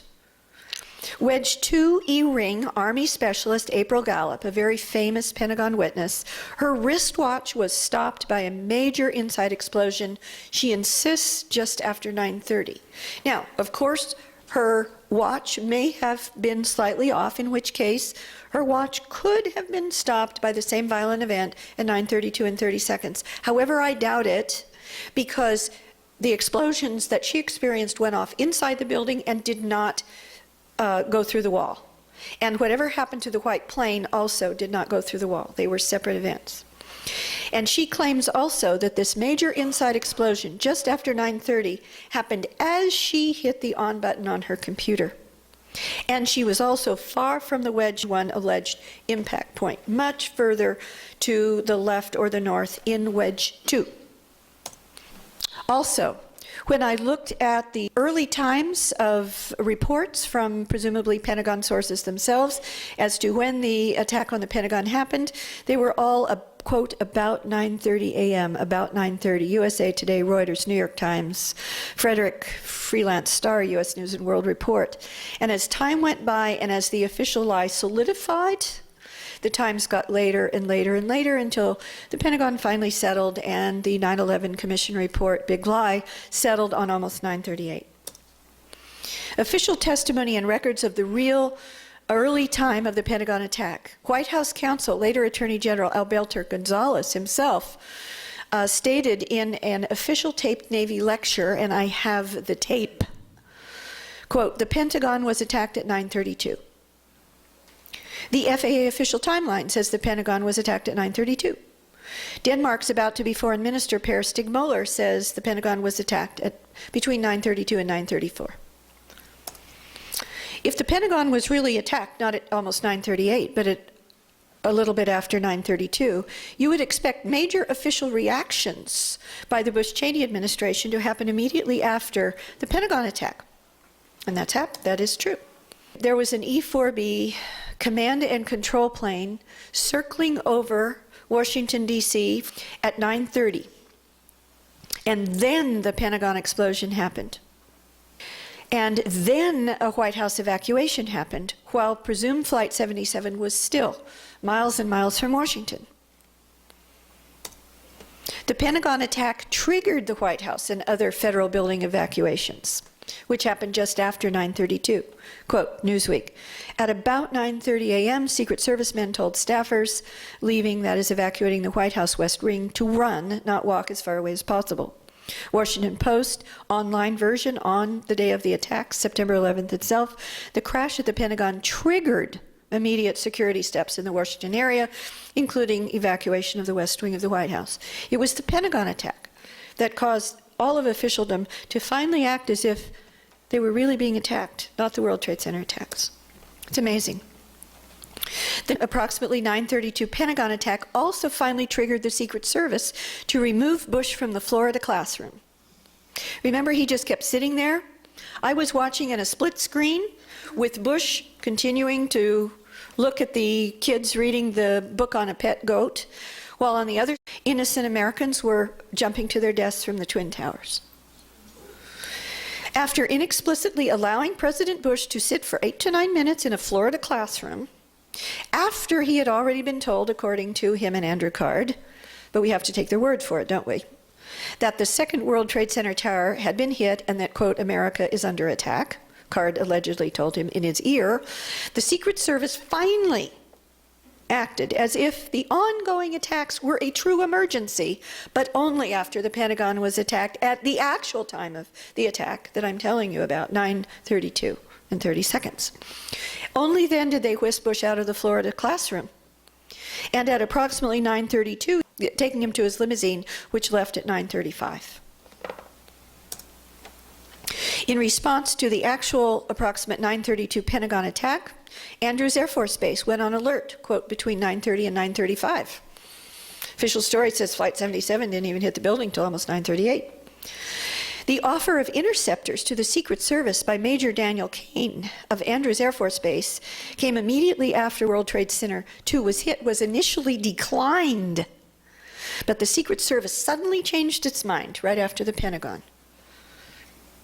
at 9:33. White plane explodes there at 9:30 seconds earlier. At 9:33, Langley Air Force Base interceptor pilot Dean Eckman received a shoot-down order for any planes coming within 30 miles of Washington, right after the explosion of a plane at the Pentagon. And I believe that was also after inside explosions that already happened near April Gallup's desk at about 9:30. Even in New York City, where 2 attacks on the World Trade Center towers had already happened and not yet caused a shutdown of the New York Stock Exchange. The exchange was finally shut down, according to the New York Times, at 9:32, which is a shorthand for right after 9:32 and 30 seconds. Firefighters were at the Pentagon fighting fires before the official story, almost 9:38 alleged impact time of Flight 77. And those were, of course, the Pentagon firefighters. One of them leapt under the van, the other one raced out on the lawn, and there was a third who survived the destruction inside the heliport firehouse, and they immediately started fighting fires. There wasn't any other plane approach or impact at that building at any level that could have impacted, like the white plane. Additional evidence for inside the building primary explosions at the Pentagon, similar to what you already know about pre-placed inside explosives at the World Trade Centers 1, 2, and 7. Evidence that the Wedge 1 collapse, Wedge 1 again the official story place of the alleged impact of Flight 77, evidence of the Wedge 1 collapse over the alleged plane penetration damage path on the inside of the building was in fact due to explosives. I'm about to give you that evidence, including possibly thermite. These are images on the top of the Oklahoma City Murrah Federal Building after it was known to have been destroyed by inside bombs, as well as an outside truck bomb, but we know that there were at least 4 internal bombs in addition to the cover story outside Ryder truck bomb. And then at the bottom is the Pentagon after collapse of the section of Wedge 1 over the alleged impact point of Flight 77. using Al-Qaeda hijackers as the cover story. Witnesses to the sounds of a series of explosions also in the Pentagon use almost identical language to World Trade Center firefighters describing the going off of pre-placed controlled demolition explosives. So here are just some of these witnesses. Lieutenant McCowan, first floor D-ring in the Naval Command Center of the Pentagon on 9/11. Quote, "It sounded like a series of explosions going off, a series of bombs exploding, similar to like firecrackers when you light them and you just get that series going off." Again, identical language to the description of firefighters from the Naudet brothers video of the World Trade Center saying they went off like firecrackers coming down. It was like, as if they had detonated. As if they were planned to take down a building. Boom, boom, boom, boom, boom, boom, boom, boom. And it just started going pop. It just started going boom, boom, boom, boom, boom. And he goes, "How fast?" I go, "Like firecrackers." Lieutenant Colonel Thurman, second floor D-ring of the Pentagon on 9/11. To me, it didn't seem like a plane. To me, it seemed like it was a bomb. Being in the military, I've been around grenade and artillery explosions. In other words, he's been around bombs. It was a two-part explosion to me. It seemed like there was a percussion blast that blew me kind of backwards in my cubicle to the side, and then it seemed as if a massive explosion went off at the same time. This graphic, which is a little bit difficult to see, shows the explosion that McCowan and Thurman experienced. This is from the Pentagon Building Performance Report. That's a vertical rectangle that is in orange, and the building, the official Pentagon Building Performance Report itself states that that damage on the first floor was probably due to an independent, that is independent of any plane impact, explosion, as fire would have at most, the official story is fire, would have at most collapsed the second floor downward, not thrusted upward. So what that rectangle is the area where the ceiling of the first floor and the floor of the second floor was pushed upwards by a very major force. And it could not have been due to a lateral plane impact. Which probably means that this famous photograph at the Pentagon wall is of that explosion. Why? If you notice that this fireball in the center of the wall, which may or may not be the same fireball seen in that famous 5 frames, but this looks like the white, yellow, hot of a thermite explosion to me. Whether it is or not remains to be seen, but if you notice, there are 2 separate sources of smoke. To the right, or which is to the south, is the major billowing black smoke cloud that everybody knows about. But there's a second one to the left, which is at the heliport, and they are separate.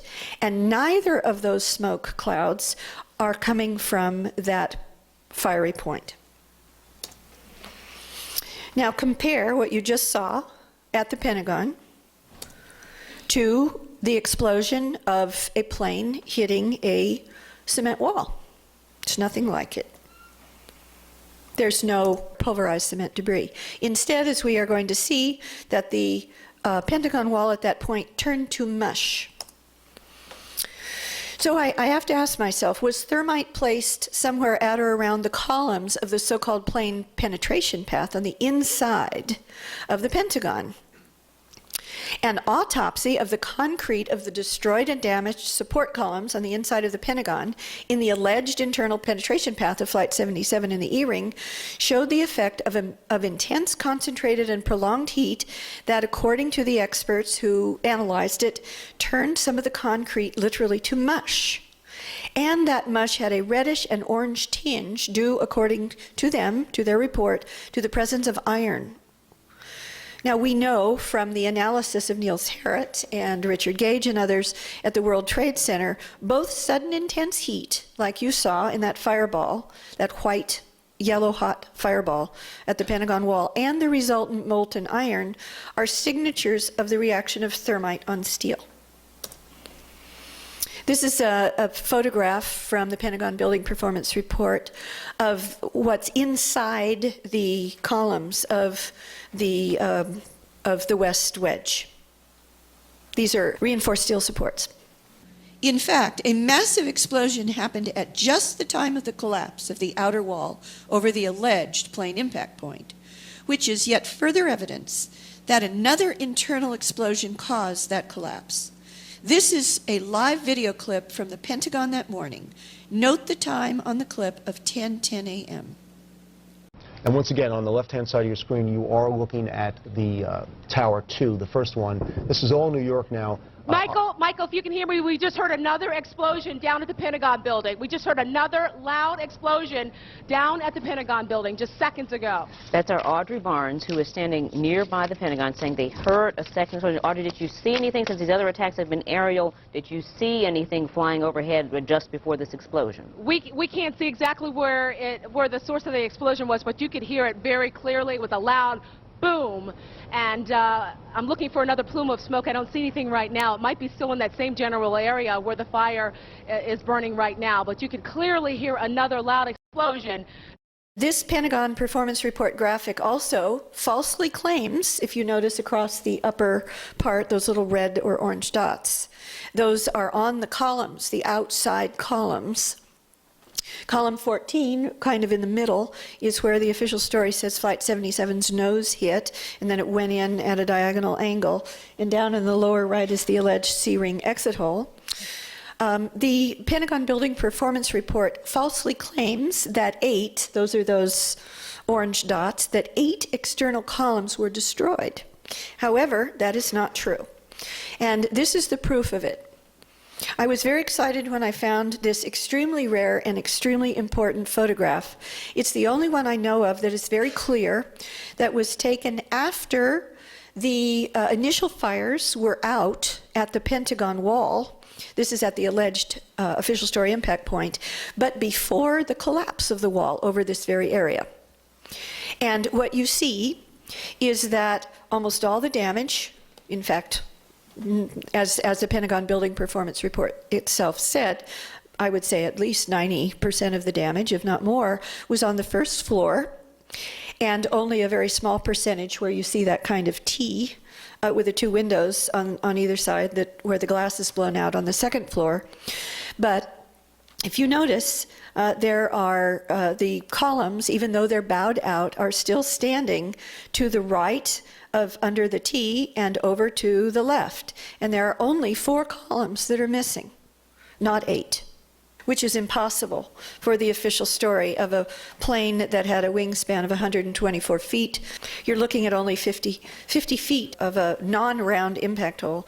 And many people in the 9/11 Truth movement falsely have claimed that, inadvertently or otherwise, that this T area with the windows blown out on either side on the second floor in the center of the photograph, that is the so-called entrance hole of the plane. It is not. And what they do is they show photographs that don't show the bottom floor at all. And then remember, of course, that the columns were bowed out and not in, as they would be from an external impact of a very large, fast-flying object of great force. And at the Pentagon on the morning of 9/11, you saw all of these fire trucks putting out their mist and spray and foam.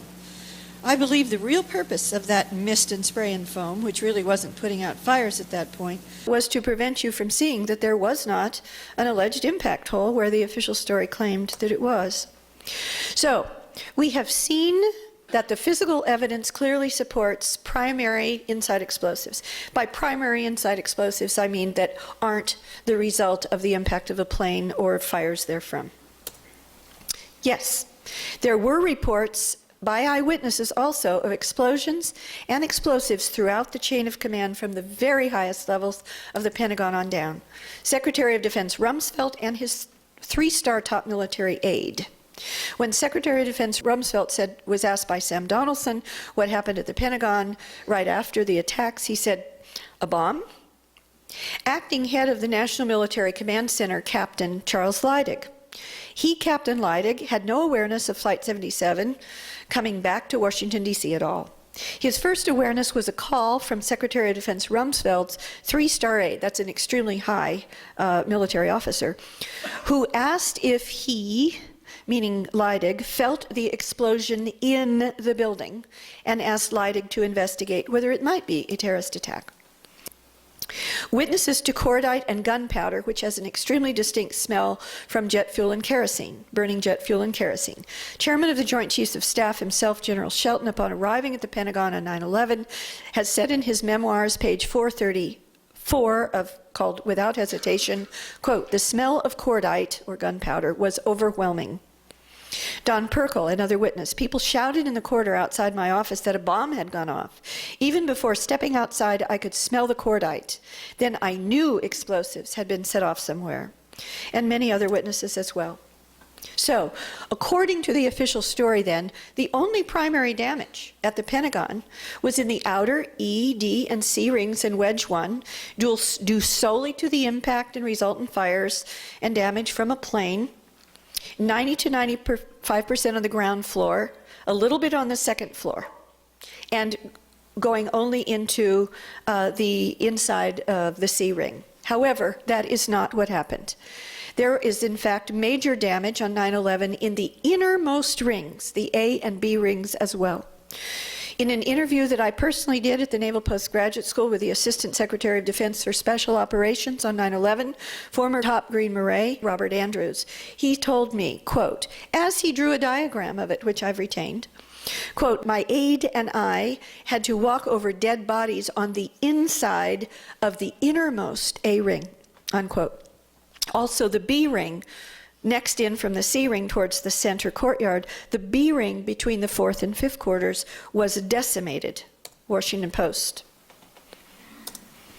Pentagon rescue team to the Washington Post. On 9/11, its online version, that day of the attacks, quote, "When we got into the building, we started to feel the heat right away, and as we walked deeper down the hallways," deeper means towards the center, not away from it, "it got hotter and hotter, not cooler and cooler. It was just fire everywhere, not so much smoke, but just fire all around us. You couldn't see the plane, you couldn't see anything of a plane, just debris everywhere you looked." And again, deeper means deeper towards the center of the building. And as we have seen, there was a major internal explosion at or just after 9:30 near April Gallup's desk. According to her sworn videotape testimony, April Gallup experienced all of the below at 9:30, the time that a massive inside the building explosion near her desk stopped her wristwatch. This was in the outer E-ring in Wedge 2, which, remember, is at least 150 feet north of where the official story claims a plane hit the wall almost 8 minutes later. April Gallup said she, quote, "thought I had triggered it when I touched the on button on my computer. I thought it was a bomb," unquote. Gallup saw no plane parts, no seats, no passengers, no passenger bodies, and no luggage inside the building. And she said there was no smell of jet fuel and no jet fuel fires that she saw. In fact, the only fires April Gallup said she saw were coming out of the computers, which was also experienced by other inside the building witnesses, for example, by Tracy Webb in the E-ring off of Corridor 4, which was in the alleged penetration path of the alleged plane. April Gallup said the floor was not hot inside the building as she walked out, with just one shoe and one bare foot, and yet the sole of her bare foot was completely unburned, as we're about to see in the photo in the next slide. And in addition, some dozen other inside the building witnesses in the area where April Gallup worked, she meets with them and they confirm her experience.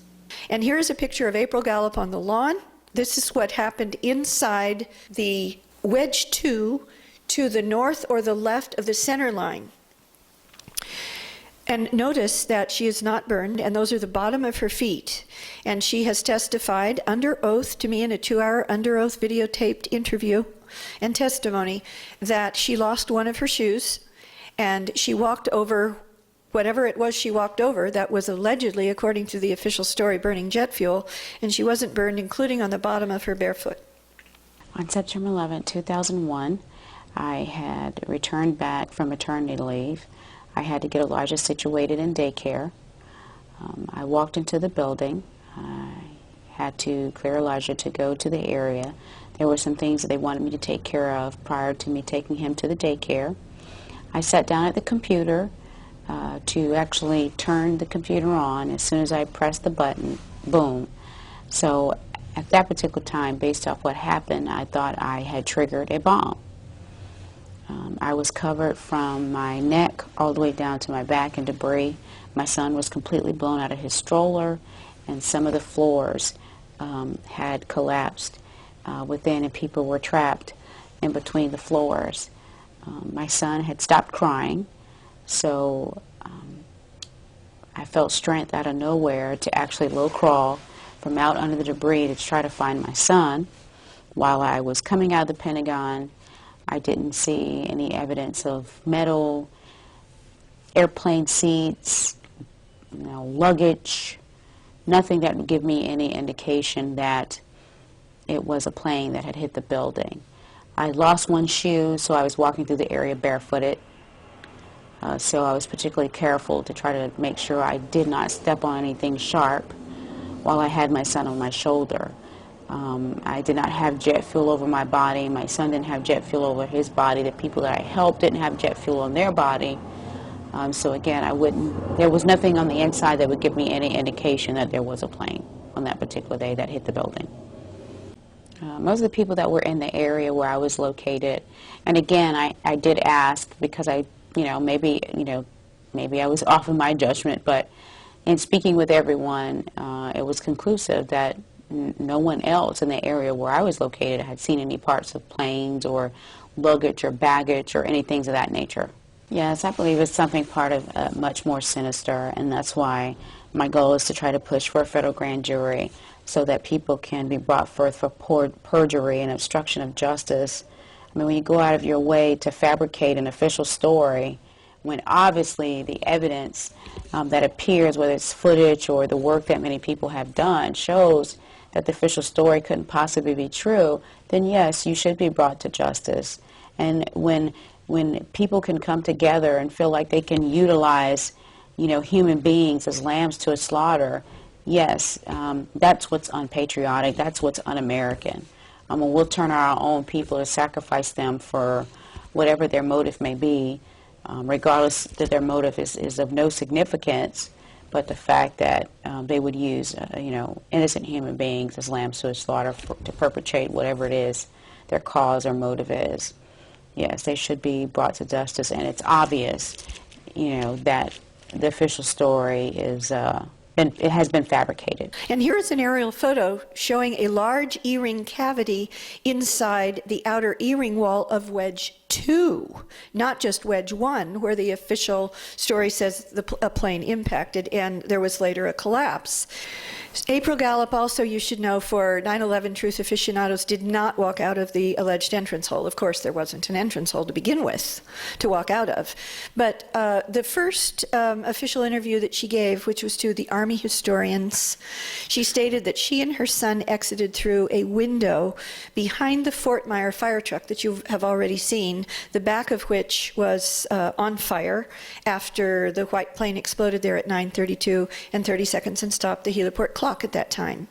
And the Army historians also interviewed the other people that helped her and her infant son out of that blown out window just behind the fire truck. And here you see the fire truck, and you can see the blown out window behind the back of the fire truck. And then just as the outer columns, as we've seen to the right and left of the alleged impact point of Flight 77 in wedge 1, were bowed outwards, not inwards. In other words, consistent with an internal explosion with its pressure wave coming out instead of an external impact by a large, heavy, fast-flying object. Similarly, in wedge 2, further north, where April Gallup worked, a massive internal force thrust office debris towards the outer windows. And you can see them. If this were a higher resolution photo, you could clearly see that this office debris is just forced out of the windows. Windows also first bowed out and then back in. Witness Lieutenant Colonel Victor Correa, who worked in the office of the Army Deputy Chief of Staff for Personnel, in the direct path of the alleged official story penetration of Flight 77, said, quote, "I noticed the windows going out and then coming back in.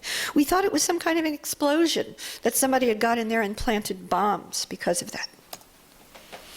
Army Fort Monmouth TDY auditor Michael Nielsen, whom I personally interviewed, told me, quote, "Hundreds of people raced down the halls past him out the south side exit, shouting, 'It's a bomb, bombs, it's a bomb,' i.e. explosives." And as a plane did not hit at the Wedge 1 impact point, this famous 5 frames video, which we're showing again, is therefore evidence of what? Only of an explosion, or the white plane destruction, not of an impact. There were also multiple primary inside explosions independent of any impact or fires therefrom.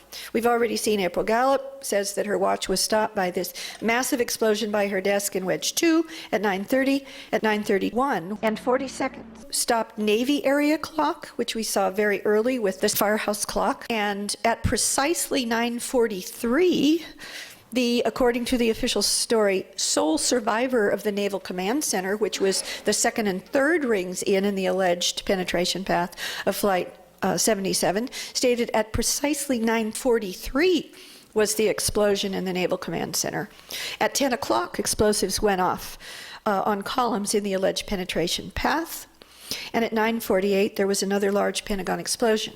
There were bombs going off inside the buildings over quite a long period of time.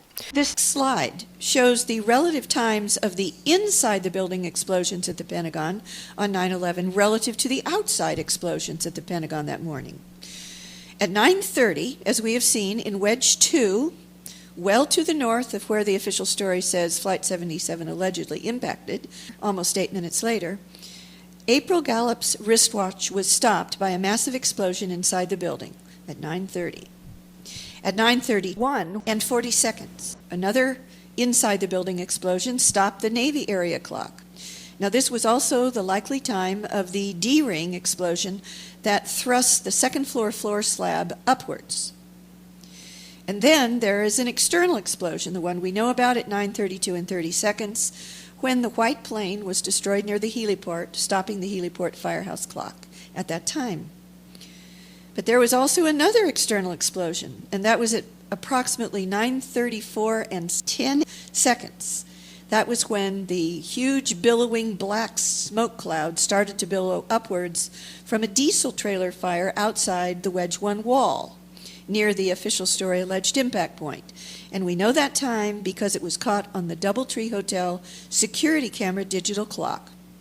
The next inside the building explosion, and this was at, quote, precisely 9:43. According to Lieutenant Kevin Schaefer, who according to the official story was the only survivor of the Naval Command Center that morning, he said that a massive orange fireball explosion went off in the Naval Command Center at precisely 9:43. And at 9:48, according to the Secret Service's log that morning, there was yet another Pentagon explosion. And the well-known explosion at the Pentagon at approximately 10 a.m., explosives likely went off on inside columns in the alleged penetration path of Flight 77, causing the Wedge 1 E-ring collapse over the alleged impact point at about 10 o'clock. The Pentagon also was expecting explosives. According to AP report on 9/11 itself, the Pentagon attack came minutes after Secretary of Defense Rumsfeld predicted there will be another event. There were bomb-sniffing dog teams at the Pentagon before the attack. Inside explosives at the Pentagon, just as at the World Trade Center, explain why there was no advance siren to alert personnel of alleged approaching danger to evacuate the building, as there was no incoming at the time of the alleged official story Pentagon attack. The National Military Command Center didn't learn of any alleged incoming hijacked plane until 9:31, after the explosion. There was no way for non-perpetrators of the actual inside job to know the explosives were about to go off in order to trigger alarms and an evacuation. And April Gallup and many others testified there was no alert to trigger them to leave the building to save their lives.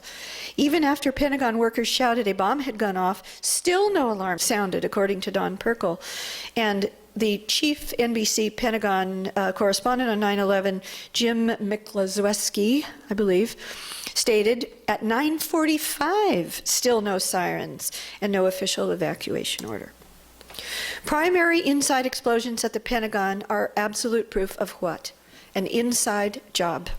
Outside terrorists, whether Al-Qaeda or Santa Claus, could not have done it. Non-insider terrorists would have targeted the easy-to-hit roof or the central courtyard, or the offices of high-ranking officials on the far side from the official impact point, where Secretary of Defense Rumsfeld, Chairman of the Joint Chiefs of Staff, had their offices. They would never have chosen the least populated, only newly hardened West Wedge, which was also the hardest to hit due to many physical obstacles in the path: a hill, an antenna, light poles, a chain link fence, and the 6-foot-high spools. Now you're going to see evidence that some of these, at least some, if not all, of the inside explosives were targeted to take out particular functions and perhaps even individuals. The Naval Command Center was targeted not by a plane but by inside explosives. This is a graphic from the Washington Post immediately after the attacks that was actually titled "The Targeted Ones." And it's a little bit difficult to see, but where they show that the plane, allege that the plane hit at the official story point, then there is that kind of gray, darker gray area, and within that is the Naval Command Center, which is blown up in the legend up at the top. And in the right-hand corner is number 8, which is the Naval Intelligence Cell. That turns out to be very important. The Naval Command Center official story is that only one person survived, the Naval Command Center on 9/11. That's important because that part was between 2 and 3 rings in from the official story alleged impact point of the plane. It says that only Kevin Schaefer was the survivor at the Naval Command Center. He became a top staffer, I think not coincidentally, on the key 9/11 Commission subgroup that was allegedly investigating the Pentagon attack and DOD's NORAD's non-response, which was the heart of the 9/11 PSYOP, including 3 NORAD versions, at least, as Professor Griffin has pointed out, at least 2 of which must be false, if not all 3. But just briefly, the Naval Command Center cover-up is important because I interviewed Rear Admiral Hathaway, who was in charge of the Naval Command Center on 9/11, and he told me that the official story is not true, that Lieutenant Kevin Schaefer was not the only survivor, that in that little intel cell, he stated that there, in the intelligence cell, which was a hardened room, hardened against bombs itself on the inside of the Pentagon, there were 18 to 19 intelligence officers, most of whom also survived. Why is that not part of the official story? Follow the money. Secretary of Defense Rumsfeld and the Pentagon's comptroller, Dov Zakheim, publicly acknowledged the day before 9/11 on September 10th that the Pentagon was missing and could not account for $2.3 trillion. The adversary is closer to home. It's the Pentagon bureaucracy. According to some estimates, we cannot track $2.3 trillion. Mr. Secretary, according to the Comptroller General of the United States, there are serious financial management problems at the Pentagon, to which Mr. Cooper alluded. Fiscal year 1999, $2.3 trillion missing. Fiscal year 2000, $1.1 trillion missing. And DOD is the #1 reason why the government can't balance its checkbook. The Pentagon has claimed year after year that the reason it can't account for the money is because its computers don't communicate with each other. My second question, Mr. Secretary, is who has the contracts today to make those systems communicate with each other? How long have they had those contracts? And how much have the taxpayers paid for them? Finally, Mr. Secretary, after the last hearing, I thought that my office was promised a written response to my question regarding the 4 war games on September 11th. I have not yet received that response, but would like for you to respond to the questions that I've put to you today, and then I do expect the written response to my previous question, hopefully by the end of the week. Thank you, Representative. The second question,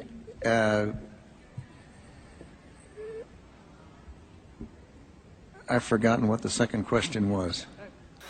Susan Lindauer has stated publicly at the Vancouver hearings, at which I was also a speaker and an expert witness, that the CIA knew this was actually $5 trillion at that time. The Army Financial Audit Area and the records therein were destroyed in the attack in the area close to April Gallup's desk with those inside explosives that she insists went off right around 9:30. And she also, if you recall, claimed that the only fires she saw on the inside of the E-ring and Wedge 2 were coming out of the Army area computers. Flight 77 not only did not hit the Pentagon, it didn't get anywhere close, and it was never ID'd, ever, affirmatively ID'd, as the eastward flying plane that approached the Pentagon at almost 9:38. With Barbara Olson's phone calls now officially non-existent per the FBI, American Airlines, and the Pentagon, there is, according to Professor David Ray Griffin, and I agree with him, zero, that is no evidence that the outgoing plane, whatever it was, even turned back east. And with its transponder off, Dulles Air Traffic Control had only a blip, never a positive ID, and did not have any altitude or speed, which has been confirmed in a videotaped interview by Secretary of Transportation Norman Mineta, that when he talked to the FAA, to Monty Belger, that Belger said they did not have altitude or speed. And there was a C-130 pilot that allegedly saw the attack on the Pentagon. That is not true.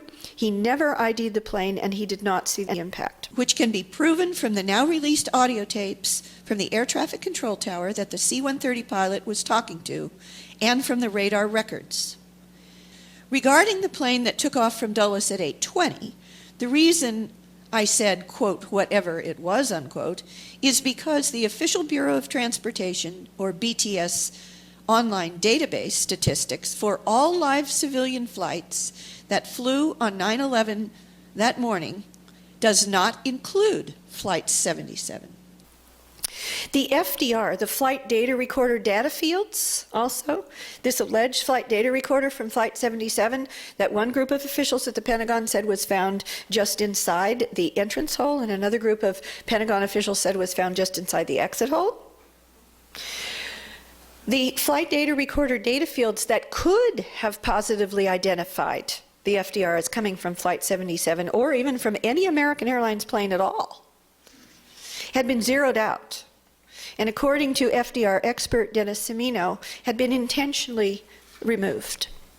This is further proof that the flight data recorder data, importantly based upon which the Pentagon has claimed that it learned the time of the attack of almost 9:38 from the FDR. Further proof it was doctored is that the data from that FDR was downloaded 4 hours before the Pentagon reportedly found it. Why the 9:37 and 46 seconds so-called, I call it the FDR or radar data plane, cannot be Flight 77. At 8:54 and 43 seconds, Indianapolis FAA Air Traffic Control, which was tracking what they believed was Flight 77, began a descent before the official story says it turned back east.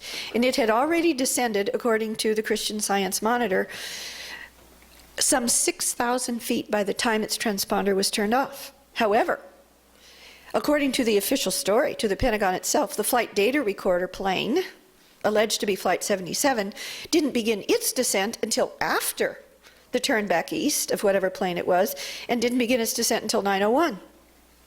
And as the same physical plane cannot do both, the official story FDR plane cannot be Flight 77. Thus, the flight data recorder allegedly found in the Pentagon rubble, whether it was found wherever it was found, claimed to have been from this 938 plane, also cannot have been from Flight 77. So if the FDR plane that approached the Pentagon at almost 9:38 wasn't Flight 77, what was it? Evidence it was a military plane. All of the Dulles air traffic controllers thought it was a military plane.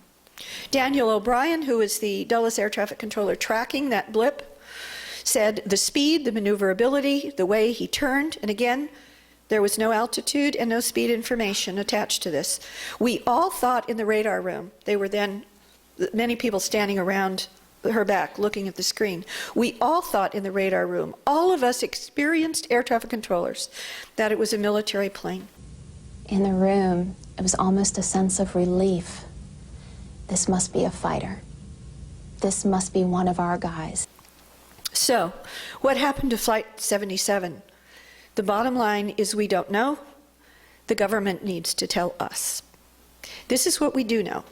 We know that at 9:09 and 55 seconds, FAA Indianapolis Air Traffic Control reported that flight missing, the flight that had left Dulles Airport at 8:20 in the morning, reported it missing and possibly crashed to the Air Force search and rescue. It is not a coincidence, in my opinion, that it was at this exact second, almost, that military air traffic controllers first, in quotes, reported picking up the never positively identified eastward flying blip, that they then violated all established protocol to assume and claim was Flight 77 when it was not, clearly intended, in my opinion, to stop the Air Force from search and rescue. The non-coincidence of this timing, I believe, is strong evidence that the military had been tracking the eastward flying plane all along via military transponder mode that only it and not the FAA civilian air traffic controllers could see.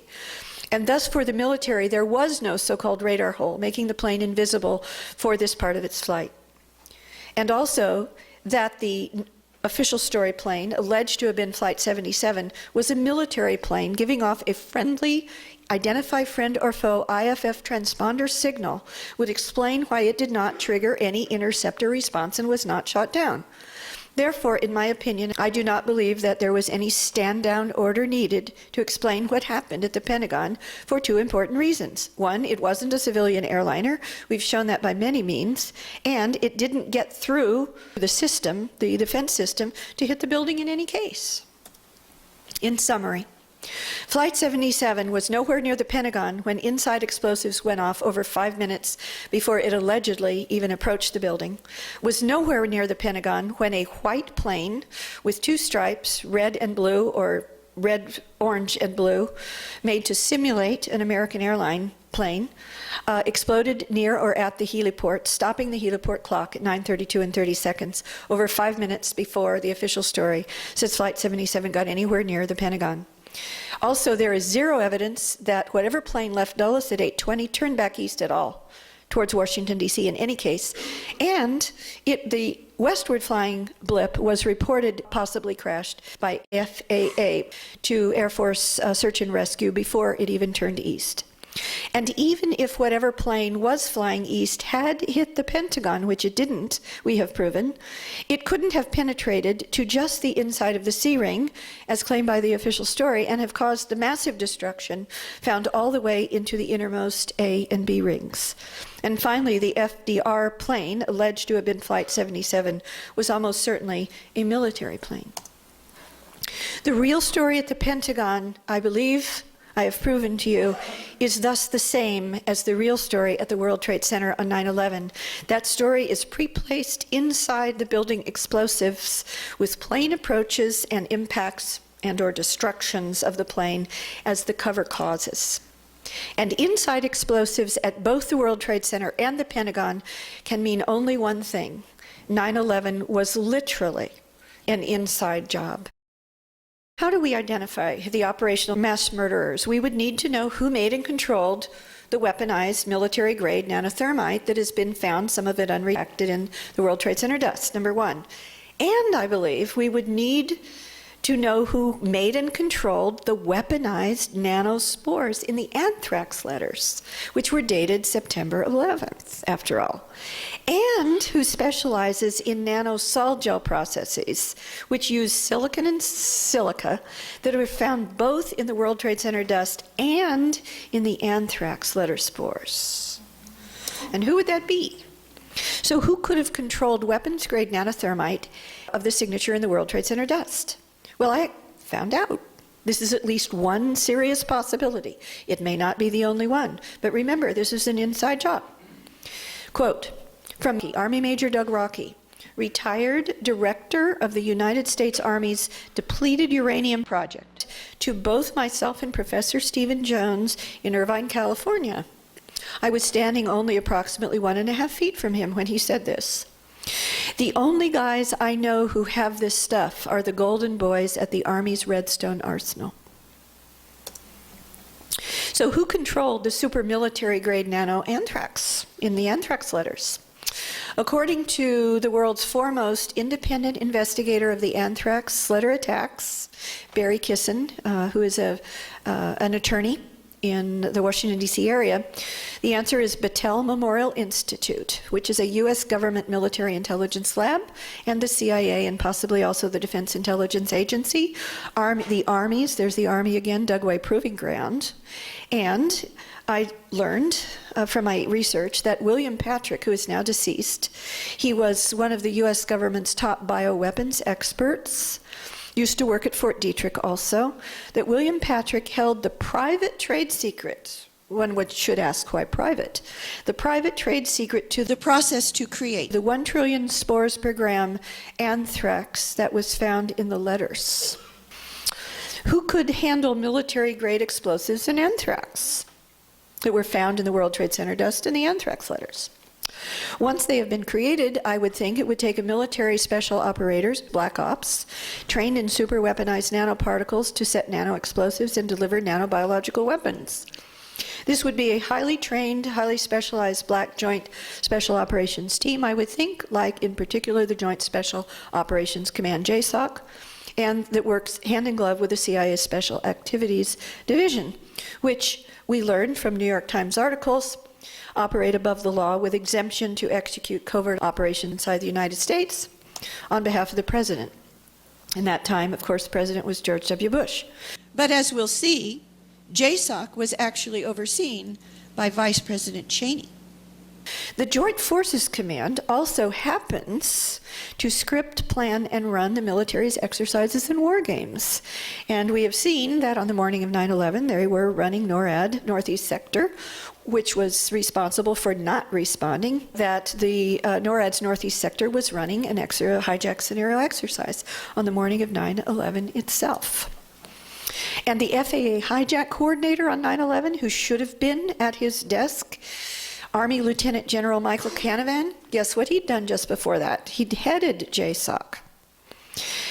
When Canavan first took the job, only about 9 months before 9/11, he began running and participating in military exercises that, according to FAA Intelligence Division analyst John Hawley, quote, pretty damn close to the 9/11 plot itself.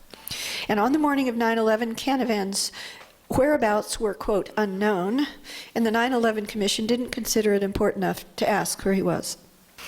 Under whose command is JSOC? According to Cy Hurst, Vice President Cheney oversaw the Joint Special Operations Command before and on 9/11. And Assistant Secretary of Defense for Special Operations and former top Army Green Beret, there's the Army again, Robert Andrews, reportedly, according to alternative press, headed Cheney's blackest dark ops under JSOC. Susan Lindauer has sworn under oath that before 9/11, her CIA handler ordered her to threaten Iraq's UN ambassador that if they didn't turn over intelligence about imminent hijack plots with airplanes, i.e. like the 9/11 plot, that the US would bomb their country. And that this threat came from, quote, higher than the CIA director and the Secretary of State, which could only mean the Secretary of Defense, Vice President Cheney, or President Bush. Stephen Piesnik, former Deputy Assistant Secretary of State to 3 U.S. presidents, has stated publicly that he is willing to name under oath to the proper venue the military general who was on Deputy Secretary of Defense's Wolfowitz staff on 9/11, who told him that the 9/11 attacks were a false flag attack. Quote, they ran the attacks, the general said of Wolfowitz, Cheney's aide Hadley, Elliot Abrams, Condoleezza Rice, among others. How did they do it? I believe the evidence shows that 9/11 was a red, white, and blue smoke and mirrors preemptive self-attack, planned and executed under cover of hijack scenario exercises onto which the neocon high cabal, headed by Wolfowitz, Cheney, and Rumsfeld, planned and orchestrated the overlay of inside-the-building explosives to ensure its spectacular success, a la the Reichstag fire, while also taking out targeted offices and functions, i.e. the Naval Command Center and the Army auditors who were trying to track the $2.3 trillion that Rumsfeld had acknowledged. We cannot track $2.3 trillion. The day before 9/11 was allegedly missing. NORAD's Northeast Sector operational commander on 9/11, Colonel Bob Marr, just happens to be an expert in red team gaming verisimilitude. Verisimilitude is a fancy word for making an exercise or war game seem real. There's no better way to make it seem real than to make it real, is it? To go live. He was an expert in red team gaming verisimilitude and has publicly acknowledged that his Northeast NORAD sector was conducting hijack scenario emergency response exercises on the morning of 9/11 itself. It's in this book, Touching History. Richard Clark revealed to me in an interview I did with him at the Naval Postgraduate School as the senior military affairs journalist there on August 30th, 2010, and I published this on the DoD's website. He said that the White House clears every major exercise, as I mentioned before, meaning Condoleezza Rice and probably Cheney and Bush, and certainly Cheney, would have known about those hijack scenario exercises being run on the morning of 9/11, which were then used as part of the pretext for why NORAD didn't respond in time. White House approval of hijack scenario exercises being run on 9/11 itself would have to have been known about and approved by at least Rice and Clark. JSOC NORAD exercise scenario planners and executors were the core, I believe, of the operational plot. Why NORAD, which is an Air Force agency, lied at least twice and probably 3 times to Congress, as well as the 9/11 Commission, putting out 3 contradictory timelines of its non-responses of its fighter jets in time. And the 9/11 Commission seriously considered referring NORAD DoD to the Department of Justice for criminal investigation for lying and obstruction of justice. 9/11, in my very educated opinion, was not just an evil inside plot, it was a diabolical inside plot, whose purpose was, in my opinion, to terrorize the United States into putting Israel's interest above our own. I call that treason. To get the United States military into the Middle East, as Nicholas Rockefeller told Rousseau a year before 9/11. This was a long-time goal of the Project for New American Century U.S. and Israeli Zionists, to effect Israel's goals using American blood and treasure, which is still happening. CENTCOM, which stands for Central Command, the Central Combatant Command of the United States military of the Pentagon, had already, before 9/11, been moved to the Middle East. You would think that CENTCOM would be centered over the United States. Well, one of the reasons for that is, as you have already learned, there was no combatant command over the mainland United States until immediately after 9/11, when they created NORTHCOM for that very purpose. Reported dual Israeli-U.S. citizen Paul Wolfowitz was Deputy Secretary of Defense, number 2 immediately under Secretary of Defense Rumsfeld. Richard Pearl, reported dual U.S.-Israeli citizen, proclaimed himself one of the top Project for New American Century Manifesto signatories. He self-proclaimed himself the Prince of Darkness. And he chaired Rumsfeld's Defense Policy Board. If Richard Pearl is the Prince of Darkness, Dov Zakheim is the king. Dov Zakheim is a rabbi and reported dual U.S.-Israeli citizen. He wrote a paper advocating a staged catastrophic event to force the United States into war to reconfigure the Middle East in Israel's interest, and presented it to the Project for New American Century before they wrote the Project for New American Century Manifesto. And Zakheim is credited with the actual new Pearl Harbor quote in that manifesto.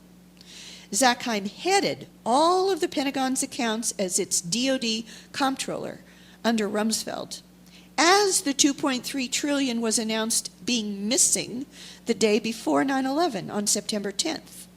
CIA whistleblower Susan Lindauer says it was really $9.1 trillion and that it had gone for Israel. Pentagon auditors tracking the missing money, killed on 9/11 by inside explosives in the Pentagon, and the records were destroyed. Zakheim was the chief executive officer of Systems Planning Corporation, a defense contractor that specialized in remote control of airplanes, especially drone aircraft, used in U.S. military exercises, and a special system which destroyed them in their terminal phases. This is what the evidence shows actually happened at the Pentagon on 9/11. Systems Planning Corporation had a subsidiary that actually oversaw the 1993 World Trade Center 1 attack, so-called investigation, and through that investigation obtained the secret World Trade Center blueprints, which were needed to know where to plant controlled demolition explosives throughout the building.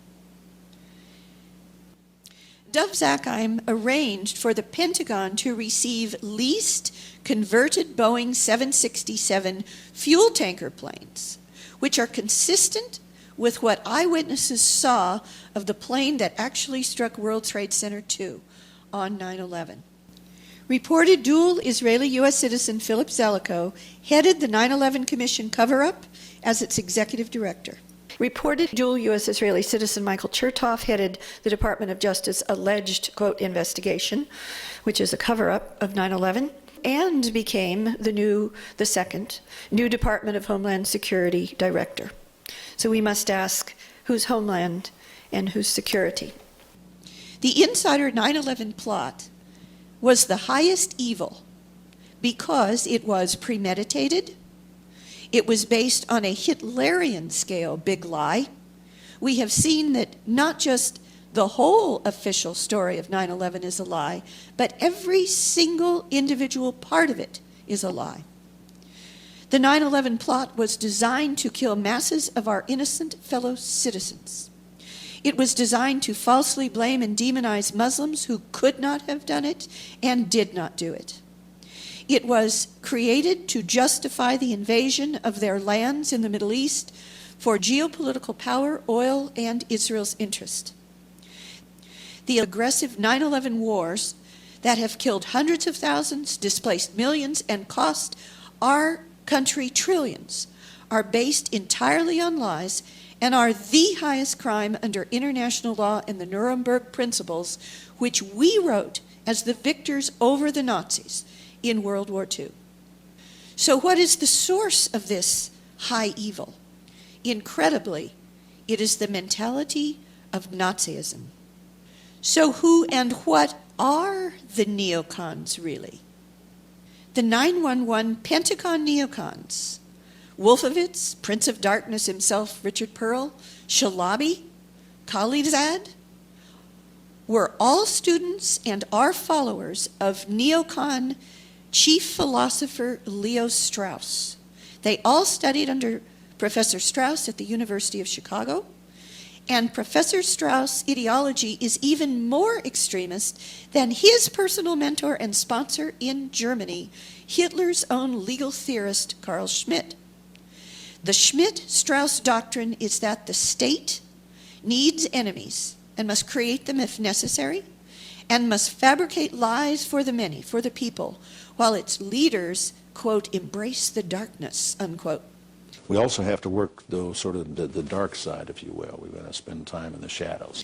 Leo Strauss taught that, quote, those who are fit to rule are those who realize there is no morality and that there is only one so-called natural right, the right of the superior man to rule over the inferior. This is from Leo Strauss and the American Right, a book published about Strauss's so-called philosophy in 1997. Leo Strauss's neocons literally brainstormed the attacks of 9/11 decades before those attacks. Attorney Stanley Hilton studied under Leo Strauss with Paul Wolfowitz and Richard Pearl at the University of Chicago.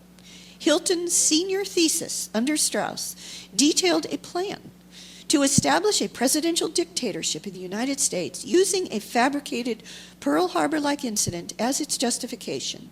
Stanley Hilton, Richard Pearl, Paul Wolfowitz, Leo Strauss, and others discussed an array of different plots and incidents like September 11th and flying airplanes into buildings way back in the 1960s. And note that the book that Donald Rumsfeld, Secretary of Defense, passed out hundreds of copies of shortly before the 9/11 attacks was the 1962 book by top neocon Roberto Wolfstetter. The 9/11 neocon's mentor's mentor, therefore, was Hitler's own justifier of evil, Nazi Carl Schmitt. This is a quote from Professor Francis Boyle, an internationally renowned professor of international law at the University of Illinois. Quote, Schmitt was the most notorious Nazi law professor of his day, justifying every atrocity the Nazis inflicted on everyone. We're talking about the Holocaust. We must understand that these so-called neoconservatives are, in fact, neo-Nazis. They espouse the Nazi doctrine of Schmidt and Strauss and Machiavelli and Nietzsche, the doctrine of the Superman, unquote. This is what internationally acclaimed journalist Seymour Hersh had to say. Quote, "We, that is the United States, has been taken over basically by a cult. 8 or 9 neoconservatives, we've seen they're really neo-Nazis in their mentality, have somehow grabbed the U.S. government. Just how and why they did it so efficiently, we'll have to wait for much later historians and for better documentation than we have now. But they managed to overcome the federal bureaucracy and the Congress and the press with the greatest of ease. This does say something about how fragile our democracy is." Unquote. Lawrence Wilkerson, who was Chief of Staff to Secretary of State Colin Powell in the Bush-Cheney administration, about this same coup said, "It's not a coup, it's worse."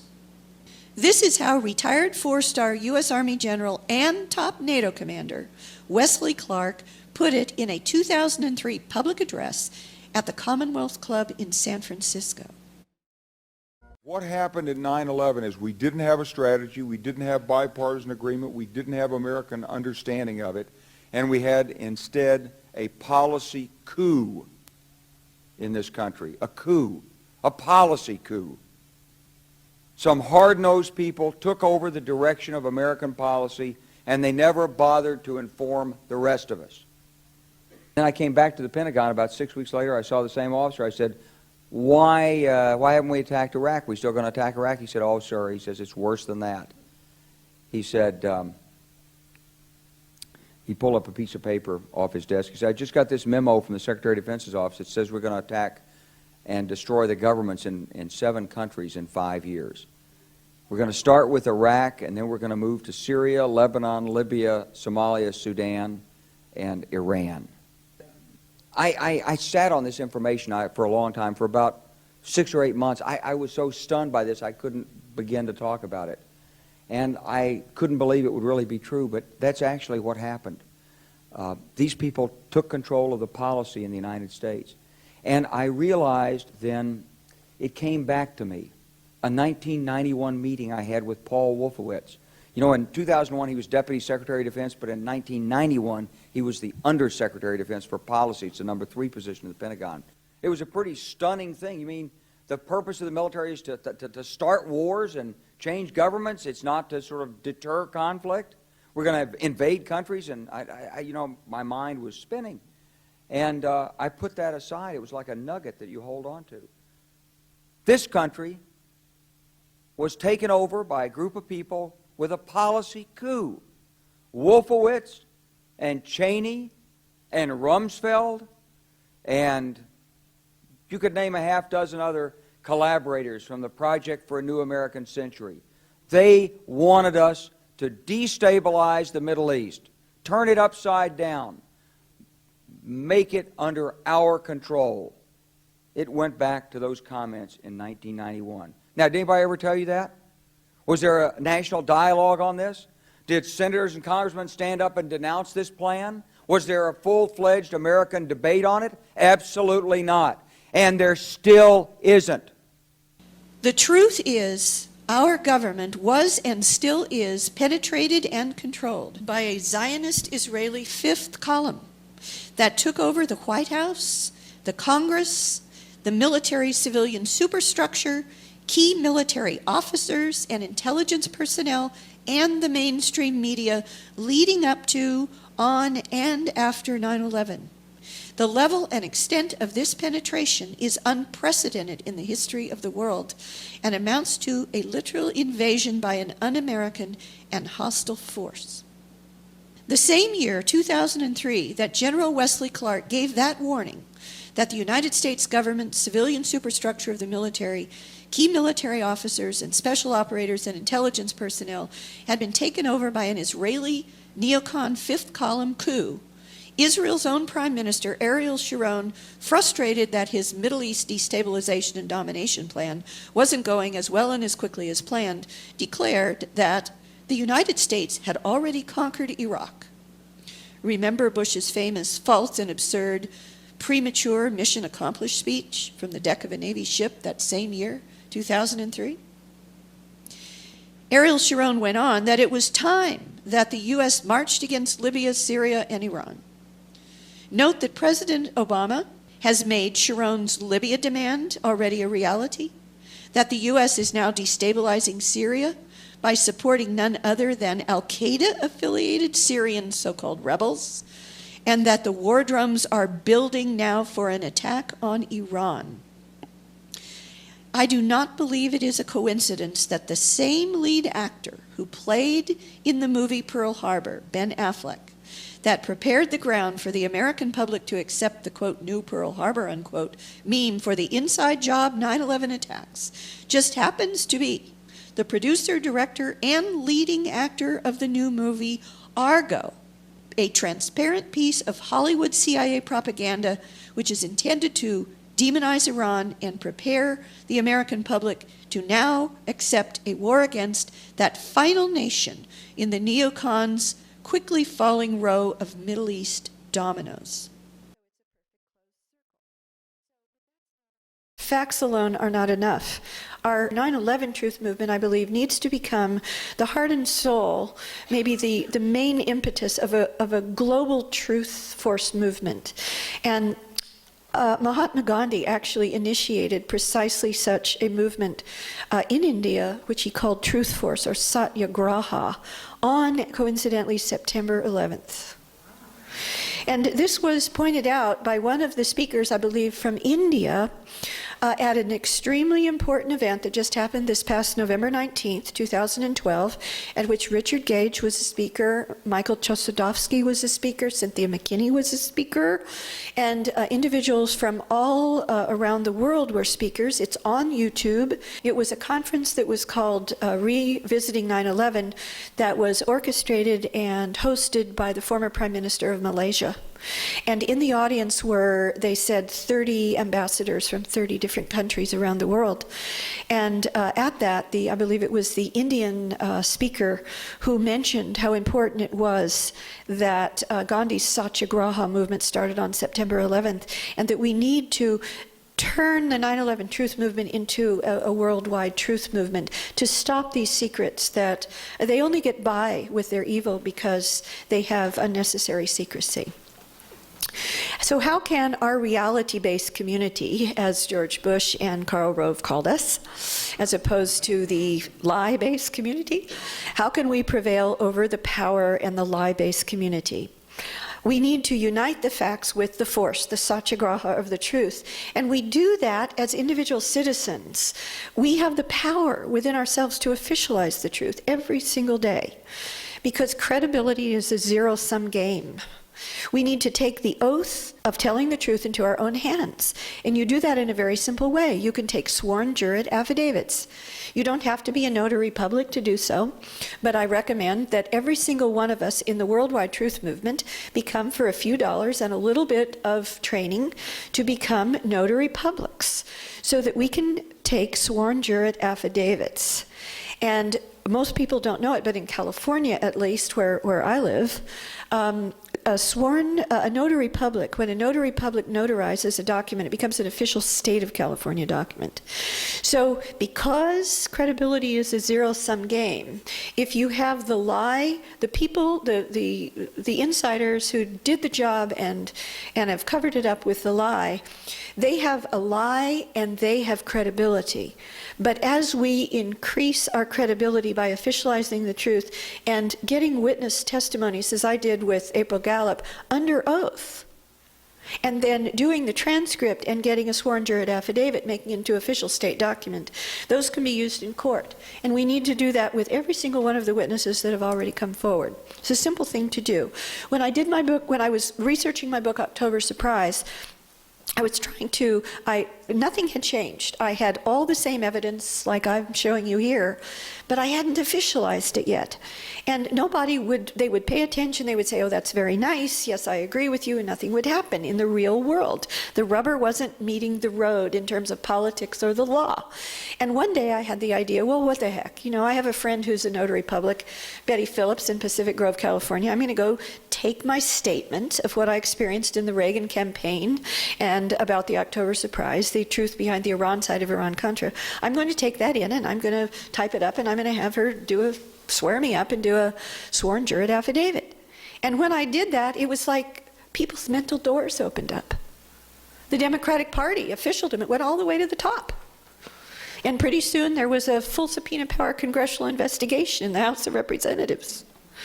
So we need to officialize the truth, and we do that in a worldwide pro-truth movement. And we need to do that under the aegis and umbrella of Mahatma Gandhi's Satyagraha movement. Where are we now? I'm just going to very briefly review the major 9/11 truth events of the past year and how we lay the evidential groundwork to bring the real perpetrators to justice.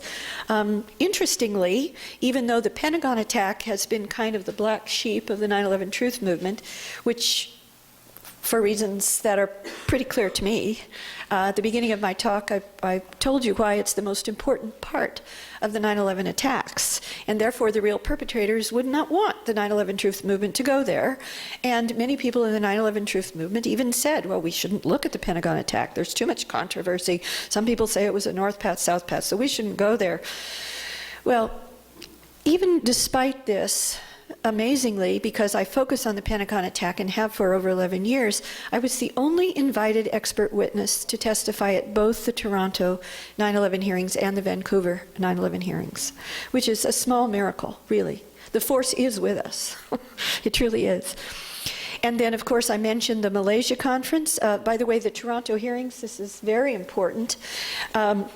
This is the 9/11 Toronto report. It just came out, I believe, last November. Every single American should own this document. This report is my paper on the Pentagon attack. It's chapter 13. And there are chapters in here by all of the expert witnesses at Toronto. And this cover was intentionally designed by James Gorley, who is the editor of the report and who sponsored the Toronto hearings, which were on the 10th anniversary in Toronto, Canada. He intentionally designed the cover so that at a distance it would look identical to the 9/11 Commission report. So if you just hold up the 9/11 Commission report, this 571-page lie, you can hold up the truth by the 9/11 Truth Movement. So please get this, read it. It is incredibly revealing, and it shows the depth of the evidence that we have already produced, which was the whole point of the Malaysia conference that was sponsored by the former Prime Minister of Malaysia, held on I think the day the 9/11 Toronto report came out. So also you should know that one of the 4 judges, they were called a panel, the panelists, like a panel of judges, to whom we gave our testimony at Toronto on the 10th anniversary of 9/11. One of the 4 judges, called panelists, was the Chief Justice of the Supreme Court of Italy. And he is, to this day, the honorary Chief Justice of the Supreme Court of Italy and the President, as I recall, and also a title of the Supreme Court of Italy.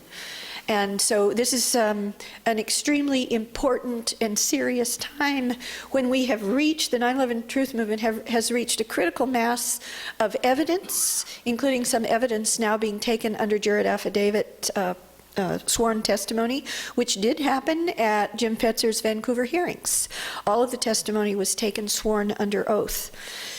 At the Malaysia conference, and I should mention, the former Chief Justice of the Supreme Court of Italy, who is one of the panelist judges at the Toronto hearings, he has the final chapter in this 9/11 Toronto report, and he has gone public stating, including here, that it is his intent to take it to the chief prosecutor of the International Criminal Court.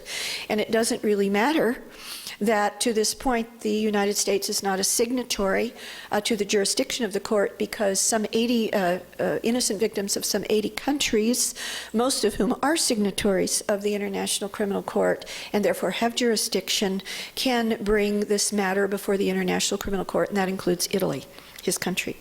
The greatest accountability opportunity of all, in my opinion, is the upcoming 9/11 Guantanamo trial. Believe it or not, as I was on the airplane coming here, which was on January 10th, so I was reading the New York Times of January 10th about what happened the day before, January 9th, a few days ago, the chief prosecutor of the Guantanamo Military Tribunal announced Wednesday, January 9th, that he is abandoning terrorism conspiracy charges against Khalid Sheikh Mohammed and the other 9/11-5. Now, why is that important? Why is that incredibly important? Why does it matter so greatly for our truth movement? The 9/11 truth movement, as I and others have shown, has proven that although Khalid Sheikh Mohammed and the other 9/11-5 may have conspired and plotted something like the 9/11 attacks, it is physically impossible that they were the actual perpetrators or executors of those attacks. And therefore, the chief prosecutor of Khalid Sheikh Mohammed and the 9/11-5 has just ruled out the only charge that they could possibly be found guilty of under the facts, leaving only what they could never be found guilty of, which is the actual act. This is extremely important, and the 9/11 Truth Movement, I believe, needs to get this report as well as sworn affidavits as soon as possible to the defense attorneys of the 9/11-5. And in conclusion, the 9/11 Truth Movement, and we the citizens, we the people, must never give up. If we don't, because this is a zero-sum game, we will eventually win, and the real perpetrators will be brought to justice. Thank you.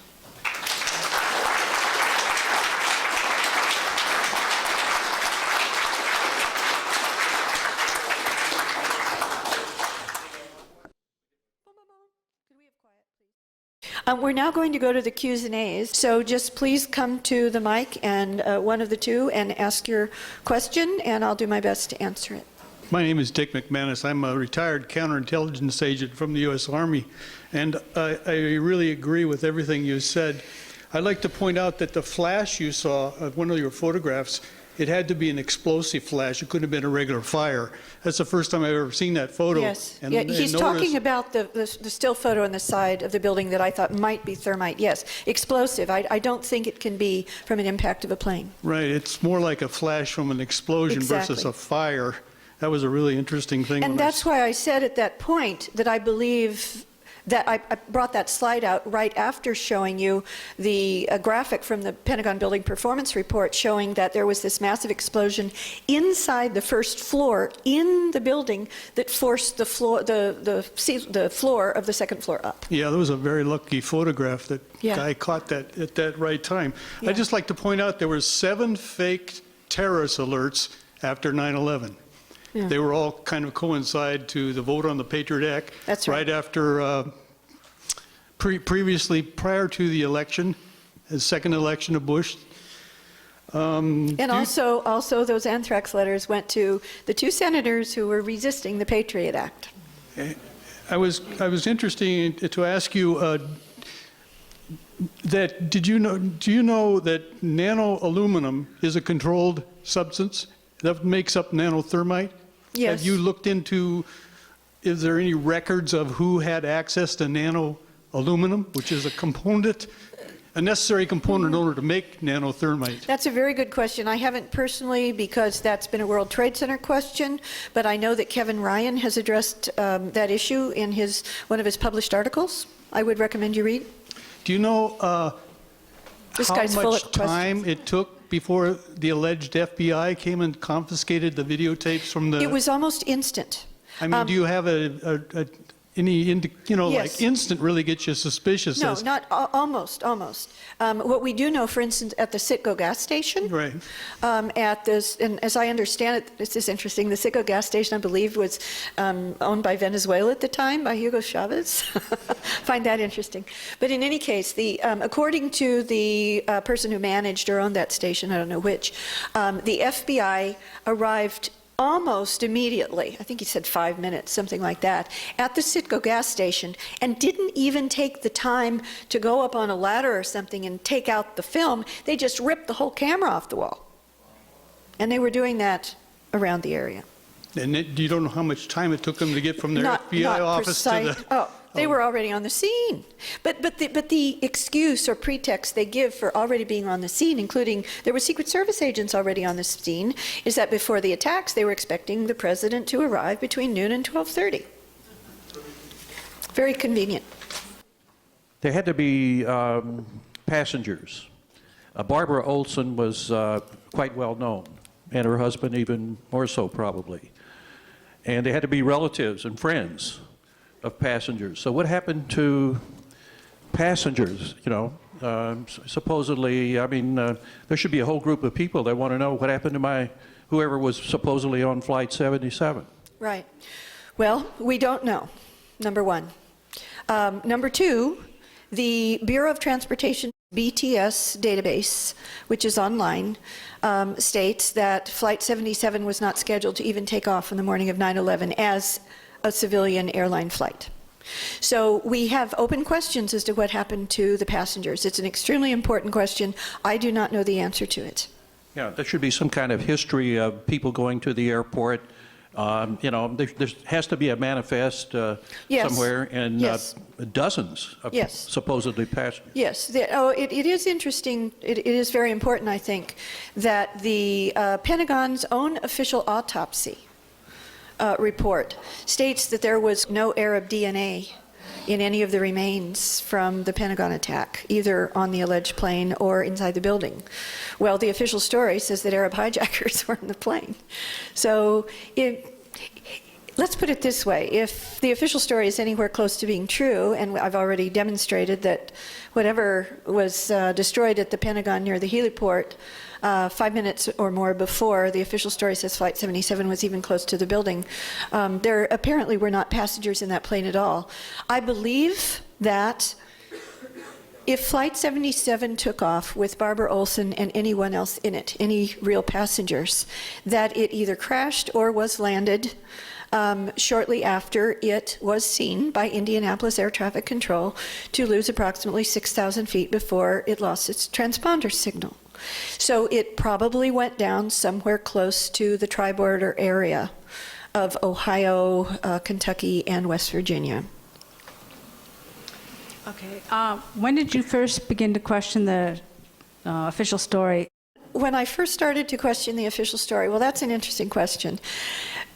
I want to preface that with a context, and that is, I started to question the official story of the release of the 52 hostages in Iran the moment that they were released as Reagan took his oath of office.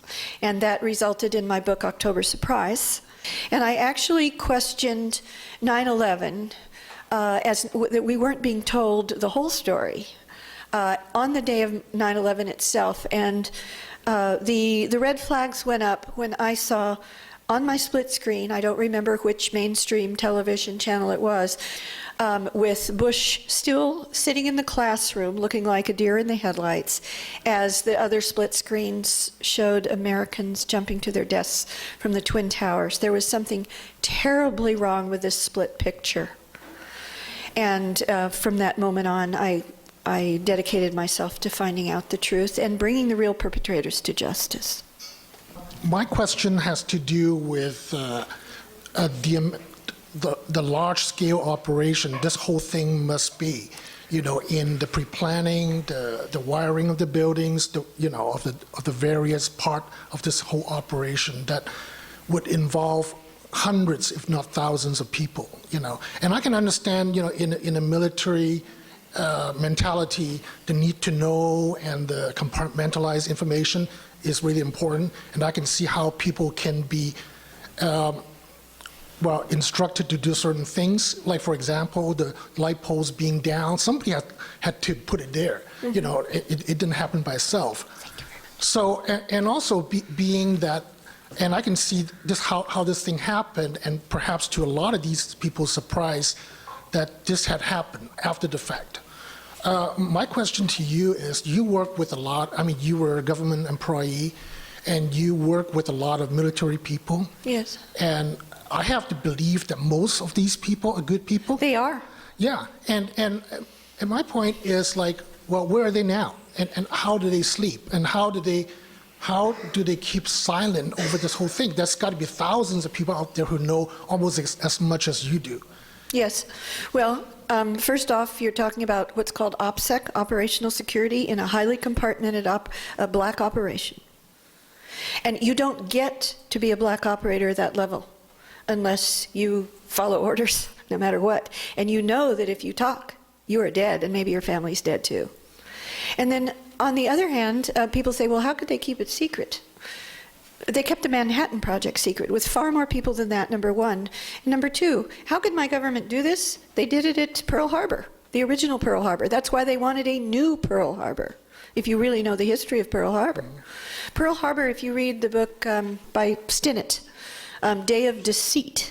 Be sure and get the most up-to-date edition of Day of Deceit, and in particular in the back, because as he was about to publish Day of Deceit, the first edition, the National Archives, he had done an FOIA request to the National Archives for proof that Roosevelt and Churchill and the high command in the Navy knew that the attack at Pearl Harbor was coming. Now, in that case, there was a real enemy, but that attack was protected, and the high asset carriers were moved out of Pearl Harbor. The others were ordered to remain there as sitting ducks, the Arizona and the other ships. And Admiral Kimmel, who was the chief admiral at Pearl Harbor, was explicitly, the orders were given not to tell him of the intelligence that was already known from breaking the Purple Code and the magic machine, by the magic machines. So we know that Pearl Harbor, like the Reichstag fire, if you will, was a protected attack by an enemy that was desired to happen for larger geopolitical goals. And so is 9/11. Yeah, but I see that perhaps the difference in Pearl Harbor is that, you know, we were led to believe that we have a common enemy, being the, you know, yes, Japanese and the Nazi. It was a true enemy. Yeah, it was a true enemy. And whereas 9/11, we really want to create fear to make this fictitious enemy so we can keep pouring money into this whole machine. Well, 9/11, after 9/11, what we have done in the name of the 9/11 lie has created a real enemy. It didn't exist before, I don't believe. Yeah, and, yes, and then, you know, I guess the point is, the result is the American people losing our civil liberties. Yes. You know, we created this Gestapo-like organization. Homeland Security Department. Yeah, exactly. Mm-hmm. So everybody's seeing the effect of what happened. Correct. You know, with 9/11. So these guys, these friends of yours, they must They're be not like, my friends. Well, I mean, they. Sorry. Well, what Shouldn't I that be mean is obvious? that you got to have friends in there who are losing sleep over this still. You know, No, well, they're not my friends, and I don't know anyone close to. I've never signed any classification agreement ever. I would never do that. I was a public journalist. No, they're not my friends. Well, there's got to be a lot of people who has conscience that would be still. There are people with consciences who have spoken to me. I've given you the quotes from many of them at a very high level. The chairman of the Joint Chiefs of Staff, for heaven's sakes, has gone public with information that proves the official story is a lie. Yeah. Thank you. Yeah, thank you. Go ahead. The way the plane came in, besides how far it got or close to the building, it flew over a highway, a major highway. Weren't there people who saw what kind of plane it was who were traveling on the highway at that time? And of course, if your point, if there are explosions further in the building or other kinds of explosions, to get the plane to line up with where that would happen would take a very good pilot to do that. And so the question I would have is, or two, didn't people see this plane who were driving on the highway what it looked like? And what's said about a terrorist pilot could line up and even fly into the Pentagon that way? Well, I've just shown you that a terrorist pilot did not fly into the Pentagon, number one. Number two, the official story path is not the way the plane came. And it wasn't Flight 77 to begin with. It was a white plane that was formed and painted to simulate an American Airlines plane. And yes, many witnesses did see it, and after the official story was put out, assumed that it was Flight 77. Yes? You showed, during your presentation, you showed a photograph of a thermite explosion after the impact, and I just wondered if A possible thermite. It was an explosion. It's possible thermite. Okay.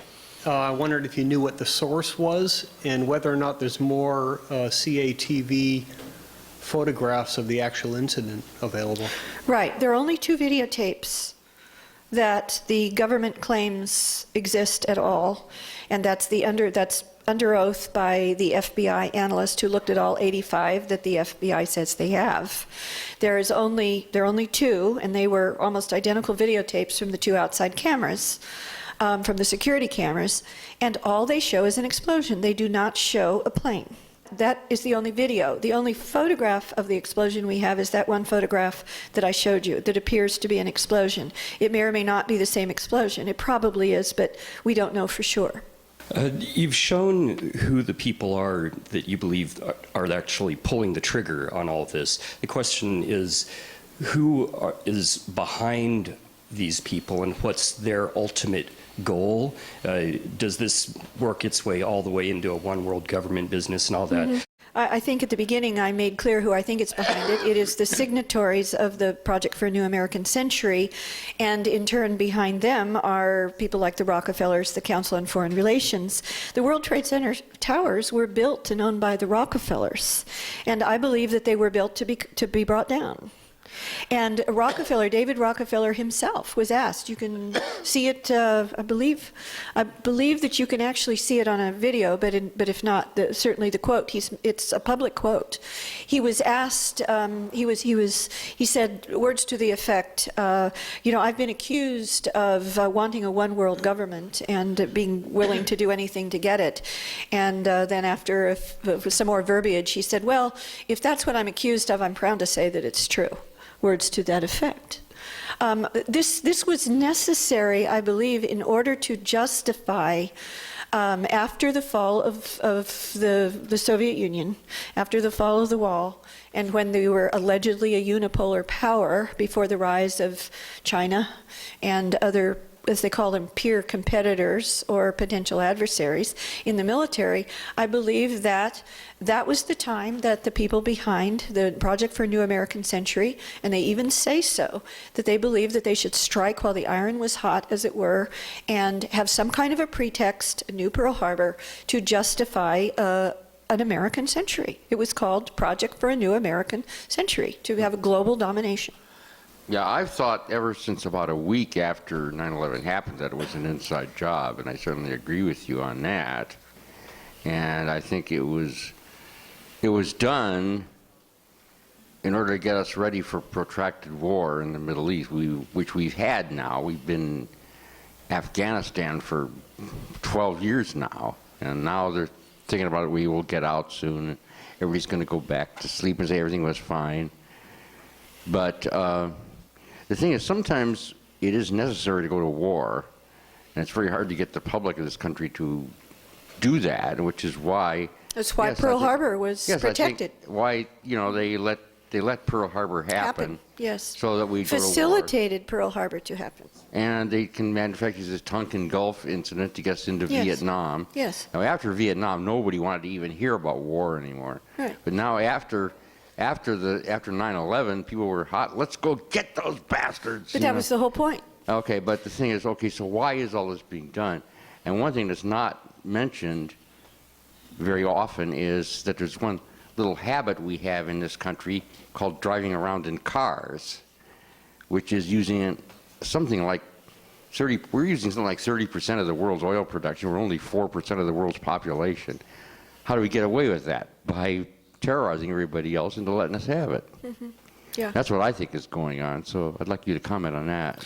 Well, Michael Rupert's book, Crossing the Rubicon, would be what I would recommend that you read on precisely that. By the way, chapters 19 and 20 on the war games are based upon my work, for which he credits me as coming up with the holy grail of 9/11 research, that the realization that the war games and emergency response exercises on 9/11 were on hijack scenarios.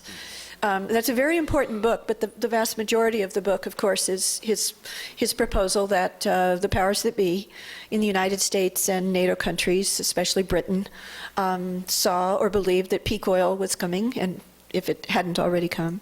It's not clear that it has come, but if they believed that it had come, that they wanted to be in a position with troops on the ground in the Middle East to control the movement of fossil fuels. Mm-hmm. Over here.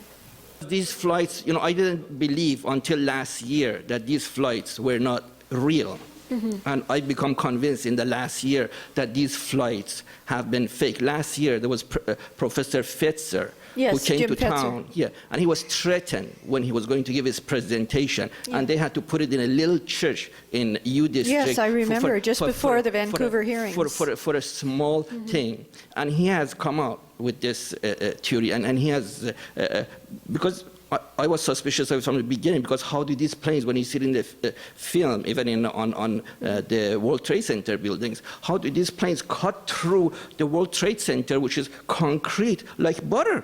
Well, it didn't. I've interviewed. I want to go on record that I have kind of a completely different point of view than Professor Fetzer on the World Trade Center towers. There was at least a real plane that impacted World Trade Center 2. I've interviewed witnesses who were physically on the ground, on the sidewalk, saw it go over, hit, and pieces of the plane almost killed them. So just because you have proof that some of the videotapes of World Trade Center impacts were faked in whole or in part, tells you nothing about what happened there. Right. It doesn't rule out a plane impact at all. Okay, 2 more questions. Okay, you had the point of following the money, right? And that like $3.5 trillion was missing? 2.3. Okay, whatever. A lot of money. Uh-huh. What happened to it adds that? up. Okay, and I get that, you know, the people who were auditing that were blown up, but he admitted the money was gone, right? What happened about that? No, they said they couldn't account for it. Well, okay, they couldn't account for it, so that just disappeared when they blew Well, it went up the into... accounting? Okay, I address that in great detail in my forthcoming book, which will have the same title as this presentation, Behind the Smoke Curtain. I address it in detail, and it's a complicated question. But one of the things that I have discovered is that very often the Naval Command Center, which was, I mean, one of the witnesses there, an exact quote was that this looked like a bombed out office. Okay, and according to the official story, sole survivor of the Naval Command Center, which is 2 and 3 rings in,